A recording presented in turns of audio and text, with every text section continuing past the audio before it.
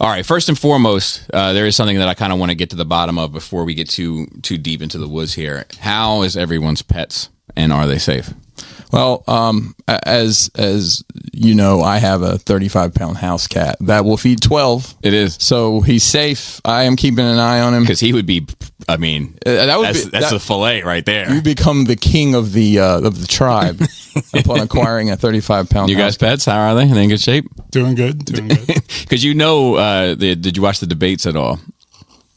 Oh yeah. Yeah. Here, adjust that up. There you go. Perfect. So I watched the debates as well. I fell asleep about 20 minutes short of the ending. And I wish I had known it was only going to be an hour and a half, because I would have put forth the extra effort. But in my head, I was like, this is going to fucking go on. Me too. All night. I watched. I didn't catch the beginning, but I watched about an hour of it, and then like that's enough. And by the time I saw what the content was, I'm like, oh, the internet's going to have a blast with this. So like TikTok and Reels and everything's just been so good. Did you guys watch it? I did. What did you think? Oh, so but let me say we have two special guests, new guests. We have Shang Li, and we have Reardon, the feral cat. The feral cat. And these are like wrestling names. I love it. So, what did you think? Of course. What did you think? I mean, how political are we getting on this? I guess as deep as you want to go. We're pretty surface level with the politics on here. Yeah. This form of the show. Yeah. And 4 years ago would have been a very different conversation. Yeah, that's true. We don't really do like the plant the flag in the ground and say if you don't vote for this person then you hate democracy type level. I will say, so I'll say this. I will not be voting for either one of these people come November. That being said, objectively, I think she smoked his fucking boots. Oh, for sure. Yeah. And I think that I could see if you want to vote Republican, to vote Republican. But if you can say after hearing this over and over that you want to vote for Trump because you like Trump, it's like tiring. It's going to be hard. It's a hard sell. But I do. Is it wrong of me that I did enjoy seeing the circus again? No, because that's what it is. Right? And listen, I did watch a video about this, so this isn't an original thought, but Kamala Harris is a very good prosecutor, right? Yeah. And if you listen to what she did, she answered the question and then baited him into not answering the question because he's like, I'd like to respond about, whatever that she said about something that got his ego, right? He's an ego. Yeah, well, the ego thing was like that was when the line started to falter a bit. But it is real quick. The only person that checks on me every day is potential spam, and this has gotten out of control. I don't know if you guys have been. I don't know if there was a data breach or something. No, is that only on your Droid? Or? It's on my piece of shit Apple as well. Thanks. Why are you so anti-droid? I'm not. It's just that's the biggest discrimination in white America. Well, in not white America, in America. Right, it was I like get 4 so or 5 much episodes shit. ago. You were talking about like just allowing people to enjoy the thing that they want to enjoy, and then almost immediately, like, except for you Android users, there's a bunch of pieces of shit. It's just a good. What are you guys? What team are you guys on? Droid. Droid. What about you? iPhone. Okay. You don't seem to be passionate about it though. But I don't like Android people. Okay, that's well. Well, right here. In group chats. In group chats. What's funny is I sent you a text yesterday and it went through green, and I thought you'd made the big switch. But I do want to because I like that like Z Flip phone. Oh, do you? You don't want that. But I just like the form factor. I want it to be small. Like even this is too big. I had the mini before this one. This is like the normal iPhone, and I missed the mini. Oh, okay. I like the little. You're just like a little subtle. Yeah. I feel like I do too much on it now where I got to have, I really got to be able to get in there and see it. I'm thinking about I'm ready to go bigger, so to speak. Even this, like, I remember when I first got this phone, I felt like, oh my God, like would I hold it like this now? And like, but now I'm like, oh man, this is this little. Well, I went from a Note, which was bigger than this, to this, and this still seemed, even with my giant hands, it's still like maybe it's two hand operation, but yeah, I got Trump hands, so little tiny guy. they're beautiful. Farrell, you been involved in a hot dog eating contest recently. Oh, is he one? Oh, the motherfucking saga continues. Yeah, the champion so far. That makes a noise for Yeah, so the first one, easy. Cool Burn. Now let's was, run through this again because these were some very unique Rules, parameters that were laid out, much different than any other hot dog eating contest I had been aware of. Shout out to Mr. Chestnut. Right. I mean, I'm not doing 80 plus hot dog. That's ridiculous. But So lay this out for those are everybody the that might true have legends missed. of the game. right, yeah, I'm a mere mortal. No Kobayashi over here, right? But yeah, so we wanted to come up with something that was interesting, and more of a marathon, as you can see from my athletic build that Sure. I am a marathon runner. So yeah, the first version was as many that you could eat in a sitting with no real time limit. Coolburn decided that he's like, I might just sit there for 2.5 hours and eat hot dogs, and I might get 35 of them down. Yeah. Motherfucker tapped out at 7. Yeah, there was a lot of shit talking. Now, to be Now, fair, how many did you get on that first one? Well, I did 8. I could have did done 8. more, but there's no no reason point. to. the job was done. Job was done. Yeah, Get the dub and move on. The only thing about doing the only like it's like whatever you know like all right he tapped out it's I've just got to eat 8 hot dogs and that's mentally you can handle that right. But if it had to go on and forever, just the fact that there was a stopping point made it where you could just say, I just got to eat one more than him. But to your point, yeah, you could have eaten 12, but why? Yeah. So like number 6 was difficult. Yeah. Now, are these dogs and buns? Yeah. Yeah. So Nathan's dogs, Nathan's? and then It's official. Good standard. Official, yeah. Good standard. The They're Martin's Martin's potato rolls. Potato rolls. Yeah. That's a hearty. It's a hearty bun. bread. Were you Japanesing at all? no. No? Anyone that doesn't know that, it's dunking the buns in water. Yeah, they were just enjoying them. Raw dogging the dog. They were so just like enjoying the- The BBO glizzy's in full effect. I'm going to put that So down like as whatever condiment you started with is what you had to continue on, because the idea being that they're going to get tiring. Yeah. So if you could change it up, that would be kind of cheating. So did you use a condiment? Unfortunately, I did. What did you pick? Ketchup. standard. Yeah, Team Bobby. you know. Yeah, did you? I'm definitely a mustard on the hot dog kind of Did guy. the other gentleman choose a condiment as well? He did ketchup and mustard. That's a lot. Yeah. So I would probably would have thought outside. I was thinking mayonnaise. Oh, gross, dude. Mayonnaise is food lube. yeah, lubrication. That's all it is. It's going to help it go down easier. That made my stomach turn. So do you think you could do the thing at the O's games where you drink 9 beers and 9 hot dogs, 1 per inning? I'd rather just drink the 9 beers. Yeah. So what's Probably. have we gone to phase 2? The second So challenge? phase 2 is done. and tell us about Phase that. 2 was 1 dog an hour for 12 hours. And did you both do that? Coolburn tapped Yeah, he tapped out at 4. wildly early. Yeah, wildly early. Couldn't hack the tactic. After the 4th hour? Yep, after the 4th hour, he was out. And then we had a wild card. Yeah, we had another person join in that day. This guy Gonzo, Gonzo. who can put food away. He can put some I food see away. him doing it. How'd he Yeah. do? How'd he do? We both completed it. Okay. Yep. So- Yep. I'll be honest with you. My money was on Reardon, but then Gonzo entered the chat, and I was like, "Ugh, he might because he is also homeless." So I was like, he might be able to take this, and Take it like a pro. and then it ended, Did we just have our version of bum fights? and I was like, that's what it was. But around the 10th dog, Gonzo started to crack. Now, to be fair, Gonzo had 2 plates of some sort of Brazilian beef also in the midst of that, and a plate of chicken and noodles, butter noodles. Wow. But at the 10th dog, he was bent over this bench, dry heaving, and I was like, here it is. I was down for it. Yeah. I wanted that fucking crown. Now I'm going to share it for the third one. So the third challenge is, I believe, a dog an hour, 24 hours. Yeah.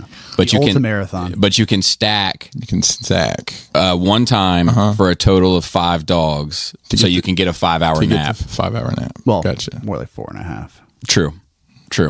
As your stomach is doing somersaults. Yeah, and you got to get that motherfucker down. And I'll tell you, at first I was like, this might be easier than I think. But around like 3 p.m., I was like, oh no, I think this is way harder than I thought it was. Yeah, it definitely doesn't sound bad. Yeah. One So an it's hour. not like an insane amount of food, but so when we were talking about the coming up with the parameters for it, it was 1 hot dog is not enough to like fill you up for any particular meal. Right. Right.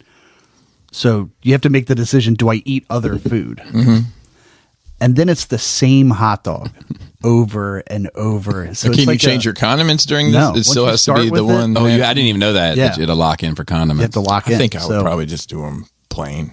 Just like I think you have the worst ideas the mayonnaise for how to and dress plain. or undress a hot dog. I don't know, man.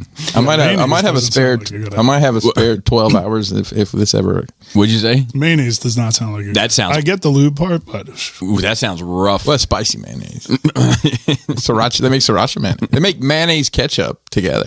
Oh yeah, the As special long as sauce. it's in a Chick-fil-A. and it's whatever you want. So if somebody said like, I want to have, diced onions and Right. fucking relish, Right. like, hey, whatever. Yeah, you got to cook it every fully time. dressed Chicago style with little peppers and, Yeah. and the Kaiser bun. So I'm anxiously awaiting round 3, although I'm not sure it's going to happen. I'm not sure it's going to happen because Coolburn couldn't do round 2, and then Gonzo was looking pretty rough. But I will say, Reardon's he's ready. He's committed. He's down.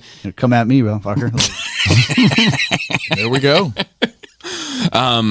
So anyway, you guys are new here, so we like to give what's going on. We like to give you guys first go. Go to Reardon first. Got anything going on in your life at all recently? Oh, nothing at all. What was the tranny question that you had recently? The tranny question. Oh, when you weren't there. Yes, Kind of put me on the spot there. Let me think about that. it was like a one with. Oh, so we had, all right, so if you have to be with a tranny, right? So it's a done deal. It's going to happen. So Twist my arm and break You don't it. have to you can't back out. Would you rather have, and my version of this was, would you rather have, so the tranny is the same, either way, your preference, Okay. Big Johnson or little guy, right? And then why, Right. right? So my answer was, and obviously I want a feminine looking unit. I bet you did. Like I'm a Bailey J fan. Is she still active? So I honestly I Have you don't. lost touch, so to speak? Oh, you're not a Buck Angel kind of person? No, I'm not a Buck Angel kind of guy. But Bailey J, I haven't kept close tabs on her, so to speak. Oh. So I'm not sure what exactly I she's up to. slipped through the cracks. So I'll tell you. All right. I'm going to open up about this. So I found out that she had a podcast. Of course, So, of course she does. So I Everybody, went, welcome Bailey J. The Price is Right music plays. So Dun, dun, dun, dun. So I went to check it out, and I found her and the show unbearable. Yeah, And it's kind of like Turned you off. it's kind of turned me off Turned a you bit. off. So I haven't It's not for you, man. I haven't gone It's not looking for you. in quite a while. So I don't know what she's up to. I say that to say this, but in terms of just aesthetics, Bailey J is like my preference, right? Okay, so I would prefer a smaller penis. Just for suspension of disbelief purposes, just to like, you know what I mean, not be as obvious and in my face, so to speak. Yeah, so and this one you didn't have to service. Right. Oh well, finish telling the rules here because I don't want to misspeak here. What are the? No, it was just, so it's whatever body type look. Oh, so is your- but it's not just the size, you but walking you in don't have with to a. receive. You don't have to Yeah. service. It's Yeah. just, No other rules other than your preference. Oh, it would be small. Yeah. are there any straight comically guys small. that want the bigger size? So so I I posited that as a dominance thing. But if that motherfucker had like an 18-inch cock, like I think I'm on the wrong show. that he could assert his dominance. Oh, geez. So you want to be dominated by this? no, I would No. dominate. He could dominate That. this. You know what I mean? He could be like, yeah, it doesn't matter how big it is. I still am the man here. You know, which All right, next does topic. lend itself, in my opinion, to you needing a little bit of, therapy. Yeah. So have you watched any you watched any movies or TV shows lately that don't have transvestites? Yeah, so I watched a Deadpool, Oh, Yes. did you? and I've never seen The Deadpool. first one. Have you? First one. Oh, really? What did you think? Not a fan. Okay. What? Why not? So the Well, hang on. Let's get some context. Are you a fan of superhero movies in general? sometimes, That's fair. Okay. sometimes. Me too. Yeah. So I am Honestly. if you're gonna, so I'm into fantasy movies, right? Like Lord of the Rings. Sure, Sure. Okay. Sure. all that fun stuff. But I prefer the world to be separate from reality. So Okay. I don't like the mixing. Oh, okay. Okay. I have a hard time. So like the MCU, you don't the Marvel Cinematic Universe. I don't know how. No, you're how if you knew what that means. So like that whole Captain America Iron Man. That's not your bag. No, so it's to me, it's like if you're going to build an alternate universe for this stuff to happen, I'm okay with it. And so like Spider-Man is different enough for me that sometimes works. Like Superman is like different enough. I don't know. The way that they have The way Sony films it. What about Tim Burton's Batman? I enjoy the Batman. Yeah, because I feel like that one is like that does look far like enough it's removed. its own world. Like buildings don't look like that. Yeah, it's very like 1930s, 1940s. Yeah. Even the car, right? Yeah. So, Yeah, but Deadpool was very much like take today, add superheroes. Yeah. And this is what you got. And well, you'd hate The Boys then. I've tried to watch The Boys. Wait, hang on, hold on, pause. Tried to watch The Boys. I made it 7 or 8 episodes in, and it's fine.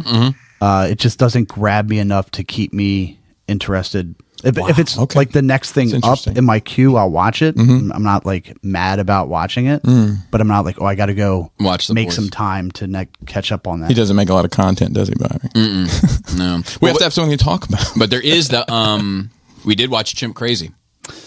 Oh, or is he a member of the Chimp Crazy army? Yeah, I love that show. it's Yeah. great.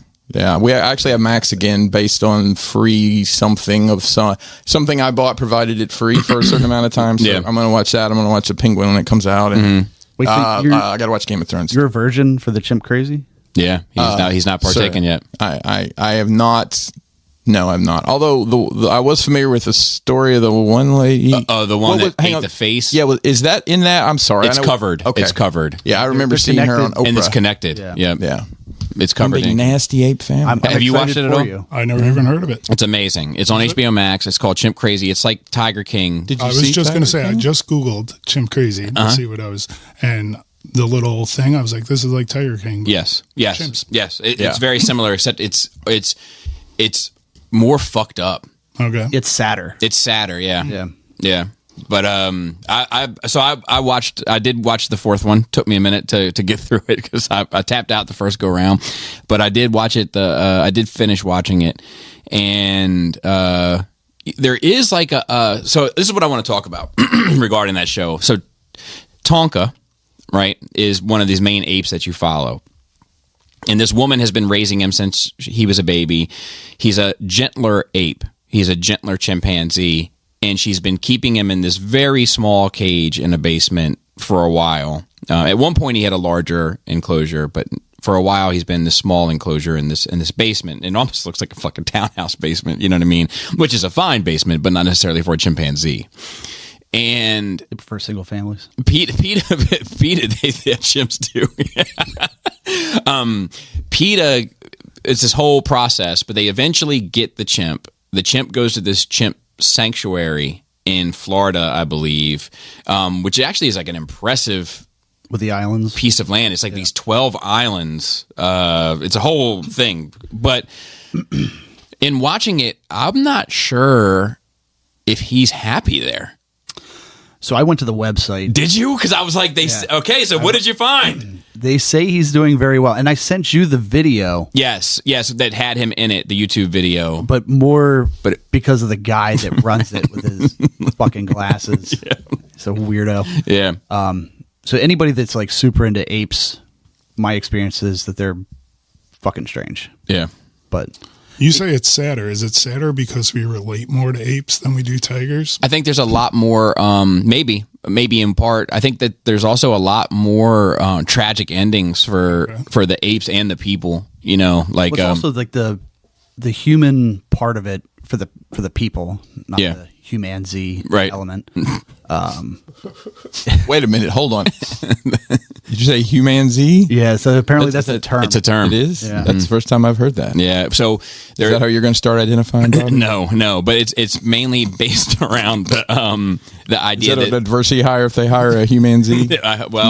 maybe, but I think that what's important is that the term has two meanings almost. So one means humanity, like if you were a chimp and you were raised with humans, you have more human behavior than necessarily chimp behavior.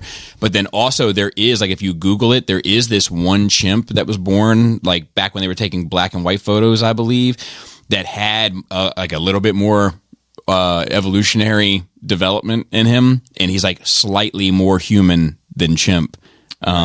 And it's very bizarre. I recommend everybody Google it when they get a chance. Humanity, the Humanity. But yeah, the human element that led these people to doing what they're doing is sad, right? So like, there's a lot, like Tiger King. You can kind of see his motives, right? He just wanted to party and get laid and make money, and she's like, and make memes. yeah, she's like holding on to some motherly instinct while her son is growing up without a mother right next to her. Yeah, like it's fucked. It's kind of sad. Yeah, it is. But it I'm for it. I'm for it. I'm looking forward to season 2. So was it only 4 episodes? Only 4 episodes. Okay, so it's in the not box. drag. It's not drugged out. It's like, yeah, it's not drugged out, or it's not dragged out. Dragged I out. bet some of those They chimps drugged were him at drugged once. out. It's not too long. Okay. It's nice also Is it because like, is it like 4 hours total? yeah, about Okay. maybe even less. That's easy to judge. And they have they intersect these stories that you're following with this main woman and her situation with like other notable and memorable stories that have happened throughout history involving people trying to domesticate chimpanzees. And and they almost all end the same, unfortunately, because once they turn 6 or 7, they turn extremely aggressive. So Bobby, I know you love a good 6 or 8 episode mini or series that needs to be 4. Yes. So let's play a game here. Are you all the way through it too? Yes, he's finished. Okay. If you were going to expand to 2 more episodes, are there a couple topics that they kind of breeze through that you could have seen them put more time in? I would like to see more information on how Tonka is adjusting to the sanctuary. That's the one thing I could have used a little bit more of. And Tonka's like So just, I mean, spoiler alert. yeah. Tonka was the guy in the basement, right? Yeah. So what happens to Tonka? The chimp. I understand. Listen, I'm trying to embrace the human Z in all of us. I'm going to call him a gentleman. The gentleman named Tonka. Yeah, so he was actually like a Hollywood ape. Oh, big shots over here. And he was like, Did he have a chain? Did they give him a chain? Glasses. Oh, nice. Big chimping. Gotcha. He was in he was in like movies and shit, and like and the other Anything I would have heard of? I think so, but not that I could recite. He's probably in a fast movie. I'll just leave it at that. Maybe, but he was just like he was a gentler ape, like he was like a kinder soul. And they were saying at the original enclosure that PETA wasn't fond of either, that they couldn't let him intermingle with the other apes because the other apes would bully him and beat him up and shit, and like he just didn't have any interest in that. So like what was kind of heartbreaking is like when they get him to the sanctuary, he like comes out, he's like in a isolation cage for a bit, and then they like let him out of the cage to like enter an enclosure that's like, nice for an ape to fuck about in. And like he comes out, he walks like 20 feet, looks around, and goes right back into his cage, and I was like, ooh. Like, you know what I mean? Is he happier here, dude? I don't know. Because he was getting chicken nuggets back home, jumping around, you know what I mean? I was like, oh, dude, I don't know, man. I don't know. But yeah, speaking of Lord of the Rings, are you watching the show? I'm trying to. So I just started it last night. Yeah, I haven't even started it yet. So I feel like I think I like it. I mean, so I like it. I think Did you I like the gotta first season? Yes. Okay. So, but for the first season, I had just rewatched the trilogy. So everything's fresh. So this whole thing of like, I enjoy the production value that's going into stuff now. Yeah. But now that it's taking 2 or 3 years between seasons, like, you get invested in Game of Thrones and that whole fucking universe there. Right. And then now you have to like put that aside. Yeah. And then jump into this Shift completely gears. other universe. So it takes some time to get back into it. I like this. It had a really strong opening. Like I fell asleep on it last night, not because it was bad, because I was exhausted, but it had a really strong opening. Like I was like, fuck, like, okay, here we go. It's on my list. Here we go. Knock out. Shang Li, I want to ask you a question. and I'm going to be vague, but we can't just be too mysterious, right? Okay. You were in the military for some time. We won't talk about what branch or you were doing what or what have you, but you were in the military for some time, and you just retired. Yep. August. Let's make some 30th. noise for that, first of all. But how old are you? 43. How does that feel? Being 43. No, I know how that feels. Retiring from something Good. at 43. Because I was in 25 years. So right when I Wow. turned 18, I joined. Yeah. Did active duty, and then I was in the Guard. And it's a relief of not in the Guard. You go on the weekends, and one weekend every month, I'm going and playing military, Yeah. and it's a big relief. You traveled a lot for that. All over. Where to? I mean, all over the Middle East. I was over there 6 times for a minimum of 6 months each time. So, and then a bunch of training all over the country, Germany, all over. How did you find the Middle East? Dry and hot? Not dry, humid. Depending on where you are, some places it's humid and hot, some places it's dry and hot, but hot and miserable. Yeah. A waste of. I say a waste. It's not a waste because there's a reason why we're there. But for me personally, it's like you're just wasting away 9 months of your life, not being around your kids, not being around your family, you know. Yeah. But my family is used to me not being home, so Right. my wife was with me the whole time, so But now, makes it easier. passion. Yep. You know? Home all home and now again? she wish I could go. Isn't that interesting how that works out? Yeah. What is the last movie you watched? I just watched. No kidding. Hold on 1 second. Yeah. I gotta look up something. Yeah, get your notes. Yeah, I do have some notes because I'm the kind of guy like I would be the guy that if you would watch it with your wife, I've probably seen it. But this movie I didn't watch with my wife. Edge of Tomorrow. Okay. It is with what's his name? Is that Tom Cruise? Tom Cruise. Little sci-fi. Is that the one where Yeah. it's almost like Groundhog Day? It's kind like of? Groundhog Day. Yeah. I've never seen it. I know the premise though. Yeah, and I feel like I've seen another movie like it. Like every time he gets killed, he wakes back up. Oh, that does sound starts all familiar. over. Didn't Matt Damon had a movie that was similar? Started with an E. That sounds familiar. I think it was kind of in the same. How was it? It was. It's like playing a video game, right? I was good for like the first 30 minutes. Like, and it's like, oh, this is interesting. And then it's like, you know what's going to happen. Two people fall in love, and you know, and then it just keeps rewinding and rewinding, and they're figuring the way to defeat this thing at the end. Yeah. Overall, What else you got in your notes? So Yeah. a lot of my other stuff is series. Okay. Did anybody watch The Bear on Hulu? So I haven't, but my is that son. is that the chef? It's the yes. Yeah. Chef. I started it. My oldest loves. He's watched it like twice. Love it. And season 3, just part 3, just came out, and I watched the first episode the other night. And we start watching it, me and my wife, and we're like, this is weird. I can't even remember the first 2 seasons. Why didn't they do a recap? Like every show does a recap. They don't do a recap. It is strange. But the whole first episode was a recap. And there's like maybe 20 words in a whole half hour show. Sounds fantastic. It was so like, I liked it. My wife was like, that was a waste of a half hour. But I thought it was very artistic because when you look at the food and the way they cook, and he's like a Michelin star chef. So right. everything, it's artistic. Yeah. And between the music that was played while they're just like cutting up tuna in nice little strips and making it all look beautiful, you know, I was just like amazed by it, and I loved it. She didn't like it, but I loved it. All right. And then it just kept going back and recapping the past 2 seasons throughout the whole episode, Nice. and I enjoyed it. So I'm ready to watch more. Nice. What else you got? Only Murders in the Building. I'm not familiar. See, it's all. See? I'm familiar with this show, but I've never met anybody that's So- watched it. What is it? Because all I do is watch shows with my wife. Right. Well, there you go. So any listeners that watch shows with their wives, here are a couple you should check out.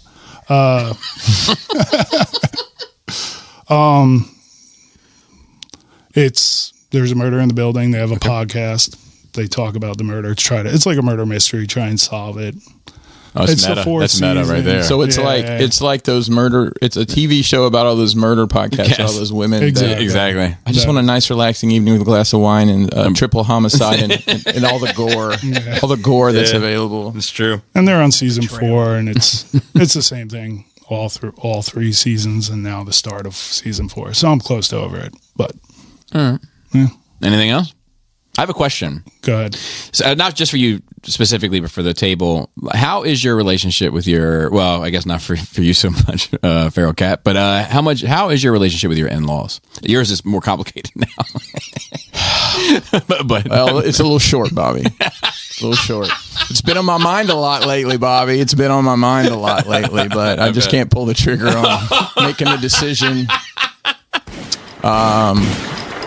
Yeah, just a little lighthearted. yeah, Sound effect is too soon. yeah. No, it's too many. We all cope in different ways, guys. That's true. That's true. That's true. That's well done. And my wife would enjoy all these jokes. Good. Good. Sue slime. But I guess how do you think it's going to impact your relationship with your mother-in-law?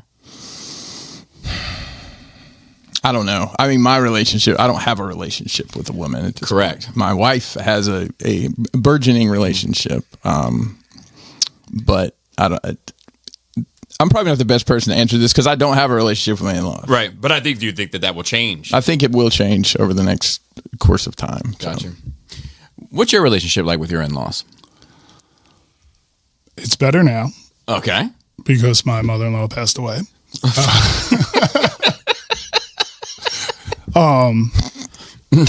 No gunshots for that one. Because I don't know the circumstances. No, and I don't know. My wife has she was never a fan of her mother. So I think it bled over into me. Right. Like, Understand so I'm that. taking her feelings in with what I. And it's really hard for you to objectively look at that person when your person you love the most in the world has strong feelings. It's hard to have any other Right. feelings because, like I've told my wife many, I was like, you can tell me all these things, and I don't have the emotions attached to what you're telling me. So I'm just going to roll with what your emotions say. Right. I think the biggest thing with my mother-in-law, like I'd see, it's my wife. It's her stepfather that was married to my mother-in-law. Okay. And she would just treat him horribly, and like that aggravated me. Oh man, I was just like, oh. But now that she's passed, now I feel like he needs her. Really? I'm like, oh, maybe. Yeah. He can't. Right. The whole dynamic of that house is wild. Yeah. My youngest brother-in-law has what's a common Crohn's disease. no, where they say like medication when you're a kid. Oh, Ritalin or ADD, No, AD. it gives you like vaccines cause it. autism. Autism. He's autistic. I couldn't think of it all. He's autistic and he speaks, but he's on the spectrum. Like We should also say that we don't know the vaccines are causing. Well, it's truth, but that's what they say. I'm not, Allegedly, yeah, allegedly. they're giving vaccines to the cats and dogs. Who is that dude? That's not what I meant. Right. It was just the way for me to remember. Yeah.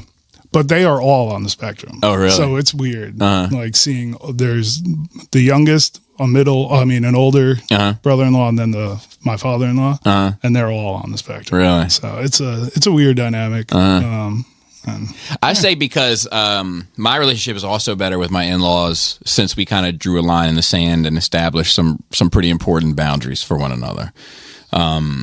But I say that to say this. Like I find myself now without any real family anymore, right? Like my grandmother's passed.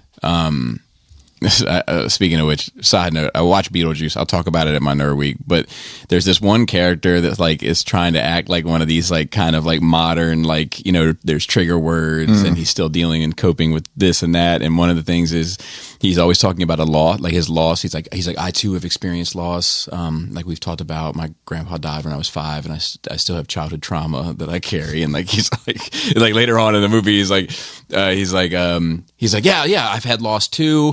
This, my granddad, we've talked about him. Like, it's pretty funny. But I say that to say this is we are better, but because I've lost so much of my family, my father is, I could call him right now and he'd be like, who's this? And then my mother is estranged and my family's all fucked up, right? I do have this longing for like a big family, and I'm happy that my in-laws and I get along now because we hadn't got along in so long, or it was weird at least. Yeah. Yeah, and you were there for some of it, and now we're cool. But they were at my house last night with my sister-in-law, who I absolutely adore, and we had dinner, etc., drinks. I mean, they were there for probably 5 hours. And around 4 hours and 40 minutes, it clicked for me. I was like, wow, I have shared a room with these people for the past 5 hours. And aside from my sister-in-law, but her parents have not asked me a single question. You know what I mean? Not like just shit I feel like you're supposed to do. Like, how's work? Mm-hmm. How's this podcast? What is this podcast thing? How are things? I was like, fuck, man. Like, I've been in a room with these motherfuckers for 5 hours, and they don't give a fuck about what I got going on in any way, shape, or form. Like, and I juxtapose it, right? Like, when I go to visit my dad, my dad and Joan they'll talk to Laura for hours about her work and, how is she dealing with it? And, has she thought any more about, private practice and blah, blah, like, you know what I mean? Like, they're like involved and committed to her life in a way. Well, I also feel like with you, there's plenty of things to talk about. So I agree. I agree. You know what, Bobby, you also have really strong opinions about stuff, and maybe they've just figured out. If he chimes in, that's great, but I'm not going to poke it for dinner. I'm not going to poke the bear. Yeah, maybe, but I did it did start to bum me out a little bit. Like, I was like, fuck, man, like, like, it wouldn't have made a difference if I was there or if I wasn't there. Mm-hmm. Other than, I made some jokes that I think went over well, but I don't think I offended the room or anything. But aside from like maybe some extra laughs, I was like, damn, like, there's no beef anymore. But these people, I just had to keep it in perspective. Like, these people are not committed to me in any way. But I feel like you didn't tear apart their anime drawings, right? No, I did not. They probably wouldn't be good, though, to be honest. You're easy to have a conversation. I think so. Even if it's something you don't know anything about. Mm-hmm. Where, like me, am I going to ask questions and get involved in a conversation that I don't know anything about? Because when I go out and hang out with friends and there's people from other careers, and it's like I can't even have a conversation, whereas I'm with people that I work with, there's stuff to talk about. Yeah, so but there's more conversation. Well, I was going to say, when we work together, I feel like you're one of the guys that always has something to talk about. Like, has always had these thoughts and considerations about things that you want to bump past people to try on for size to see how they work, Mm-hmm. And so, like, true. I think you have those concepts and you have those talking points. Whether or not you feel comfortable talking about them in all locations is something else. Yeah. But you have them. Yeah, especially with people that I know. Yeah. I'm not a go talk to random people type person. Right. I believe that. I see that. Yeah. So I don't know. It was just an epiphany that I had last night. I was like, well, one more mother that doesn't want me. Oh, are you overanalyzing it though? Yeah, probably. I overanalyze everything. Mm-hmm. So probably. Pinkerton, how was your Nerd Week? Holy shit! So, just to paint the picture of since the last time I was here, I flew to Atlanta, flew to Memphis, worked in Memphis for 2 days, flew from Memphis to Atlanta, from Atlanta to Fort Lauderdale, worked in Fort Lauderdale for 2 days, flew from Fort Lauderdale to Atlanta, and Atlanta to BWI, and knocking on all the wood that's around, everything was perfect. Nice. Not a single hiccup, not a single delay. Oh, I love it. I'll have to fly again on Monday, so hopefully everything's good. But where are you going Monday? Nashville. How long? Till Thursday. Are you based out of Atlanta, or is that where your No, CEO that's is? where Delta Airlines is based. Oh, okay. So yeah, sorry, that's me connecting in Atlanta. Okay. And for context, that was it CrowdStrike? Was that the name of that whole fiasco that happened in the flights? I was in Atlanta when that happened. I got stuck overnight, and yeah, it was a mess. But just to paint the picture of some of the stories I'm going to tell around this. So I get to BWI, which is my preferred of the 3 airports I fly out of. I do have to go to Reagan on Monday, which is my least favorite, but that's the only way to get directly to Nashville. Mm-hmm. So I get to BWI, get through security, check in, big flex. I've got TSA pre-check because it's, I don't have to take my shoes off and my pants off or whatever it is you have to do if you don't have pre-check. And I'm walking in and the way you walk in on the D terminal there, you walk right past the exit to the airport. I can't go past this anymore without having to go back through security. And I see this group of people dressed professionally walking in the exit and signing into some sort of ledger. I'm like, I wonder what it just caught my attention. Right. And I often wonder, do other people see these kind of things? I'm very attentive to things like this with people. So my routine to the airport is I normally go to wherever the gate is just to make sure nothing stupid's going on they haven't told me about yet. And then I'll go find a coffee or whatever. So I'm walking there. I stop by the bathroom and pop out, and I just see this group of people, and it's like 7 people all dressed in like sport coats and, just professionally, like business casual professionally, though they're not like suited and booted or anything. And I just see them kind of standing around like pointing and stuff. And my thought is there's some sort of like airport administrative group or whatever. So I go down to my gate, and just to paint the picture, this is the end of the gate. So the last 2 terminals, and then there's a staircase that goes down. So I'm on, let's just for lack of knowledge here, where I'm at D1, and D2, there's nobody sitting over there. D1 is where I'm going, plane's taking off, but there's nowhere to sit. So I'm like, I'm just going to sit over here. And I always try to sit as reasonably with my back where I can see everything. My freaking headphones didn't charge the night before, so I had to sit near an outlet, which left space behind me I didn't care for. So I'm sitting here, and this gaggle of people wanders up, and one of their jackets opens up a little more than he wants, and I see a badge. And then I start looking, and I see a lot of bulges. I'm like, what is going on here? So I actually kind of live texted this to my wife as it was going on, because I was getting kind of sketched out. Like, I moved so I could see what's the date. That could matter. It was not. I flew home on 9/11. This was what have been like the 3rd or something. Gotcha. Let me find my message with her, because I literally kind of Because I would be like, oh God. live streamed it to her. Hang on, boy, I text with her a lot. Reading liked when you said bulge. I did. Well, hopefully you guys know what I mean. Around the hip area mostly, but not in the front. It's a big bulge. Yeah. All the way up to the hip. Yeah. Yeah. So It's a tuck. let me find my messages here. I'm sorry. No, you're good. Let's see here. Let's see. That's not it. Charlie's haircut. But yeah, I don't like flying in the first place. I think I would be very uncomfortable seeing armed people around me, and then I'd be even more uncomfortable if I looked down and I looked down at my phone and it said 11 on it, and I'd be like, oh Christ Jesus. I'm like, I'll take any other day, put me in coach, put me wherever. It's I quite never- drunk. Huh? I Quite never. drunk. Yeah. All right, so I had texted her at some point, or I think I was talking to her on the phone telling her about it, but said they're back. I moved to keep an eye on them. So here's this is like 4 of them that are all mobbed. I mean, there was a bunch of them. And I was just like, in my head, I'm like, I have seen these people so much. Have I done something that I don't know that I realized? I was getting kind of sketched out about it. And then they boarded my plane. Like, fuck. My thought is maybe it's some sort of Sky Marshal like training situation. Yeah. They're like showing them all they all got on the plane. I'm like, and I got on the plane. I didn't see them, so maybe they were sitting in first class or something. But I don't know. It kind of sketched Bloody me tax out. dollars, am I right? Found the ops, right? Found the ops. So I go to Memphis, and I used to work in Memphis. I was probably there like 2 weeks a month at one point. My old job. You guys ever been to Memphis before? Never. Nope. I'd like to.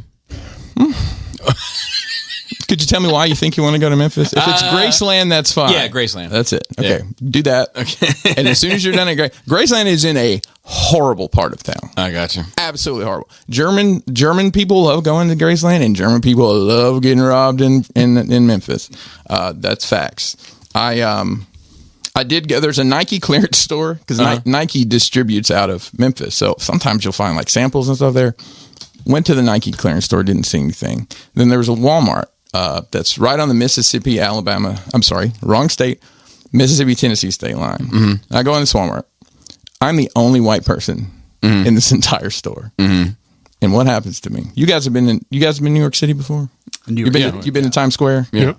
So if someone tries to hand you something, what are you supposed to do? Walk away. Right. So you don't take the beaded bracelet. You don't take a picture with Right, Spider-Man. right. You don't take the mix CD. Right. The mix CD. What happens? Did you get a in this Memphis mixtape? Walmart. Tell me you got a mixtape. A man tried to hustle me with a gospel CD in Walmart. Did he really? And I said, man, I'm good. I appreciate it. I should have said, how the fuck am I supposed to play that? I don't have a CD player in my car at all. I could hook you up. Oh, thanks. So I thought that was interesting. Like, wow, the hustle don't stop. Yeah, The I've hustle had never- gospel. And I saw him. He was making the loop trying to like, hey, you want to check out my gospel CD? So In a Walmart. this actually brings up a question for me. So Eric B sent me a link to a song to check out, and the song was cool. It wasn't. So it's funny.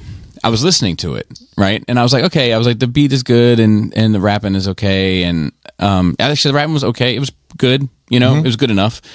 And I was like, man, why does something about this seem weird to me? Just something about it. I can't tell you why. Something about it seems weird to me. So I went to the artist page, and then I came to find out it's a Christian artist. So I was like, Worst. it's all gonna be pretty one-sided, the drawings, aren't they? So I went back and listened to it now, and then I brought up the lyrics, right? And he had the word hoe in the lyrics, right? In the sense of describing a loose woman or a woman serving sex for money. And so it made me ask the question of, because his message is still about Jesus Christ and the glory of God and grace and all of those things. If you have that message and you curse, is that still a Christian record? Man, I don't think that the people who listen to Christian music are going to listen to that. That's someone trying to get mainstream. So that's true. That's true. Yeah. But does it change? Does it change it?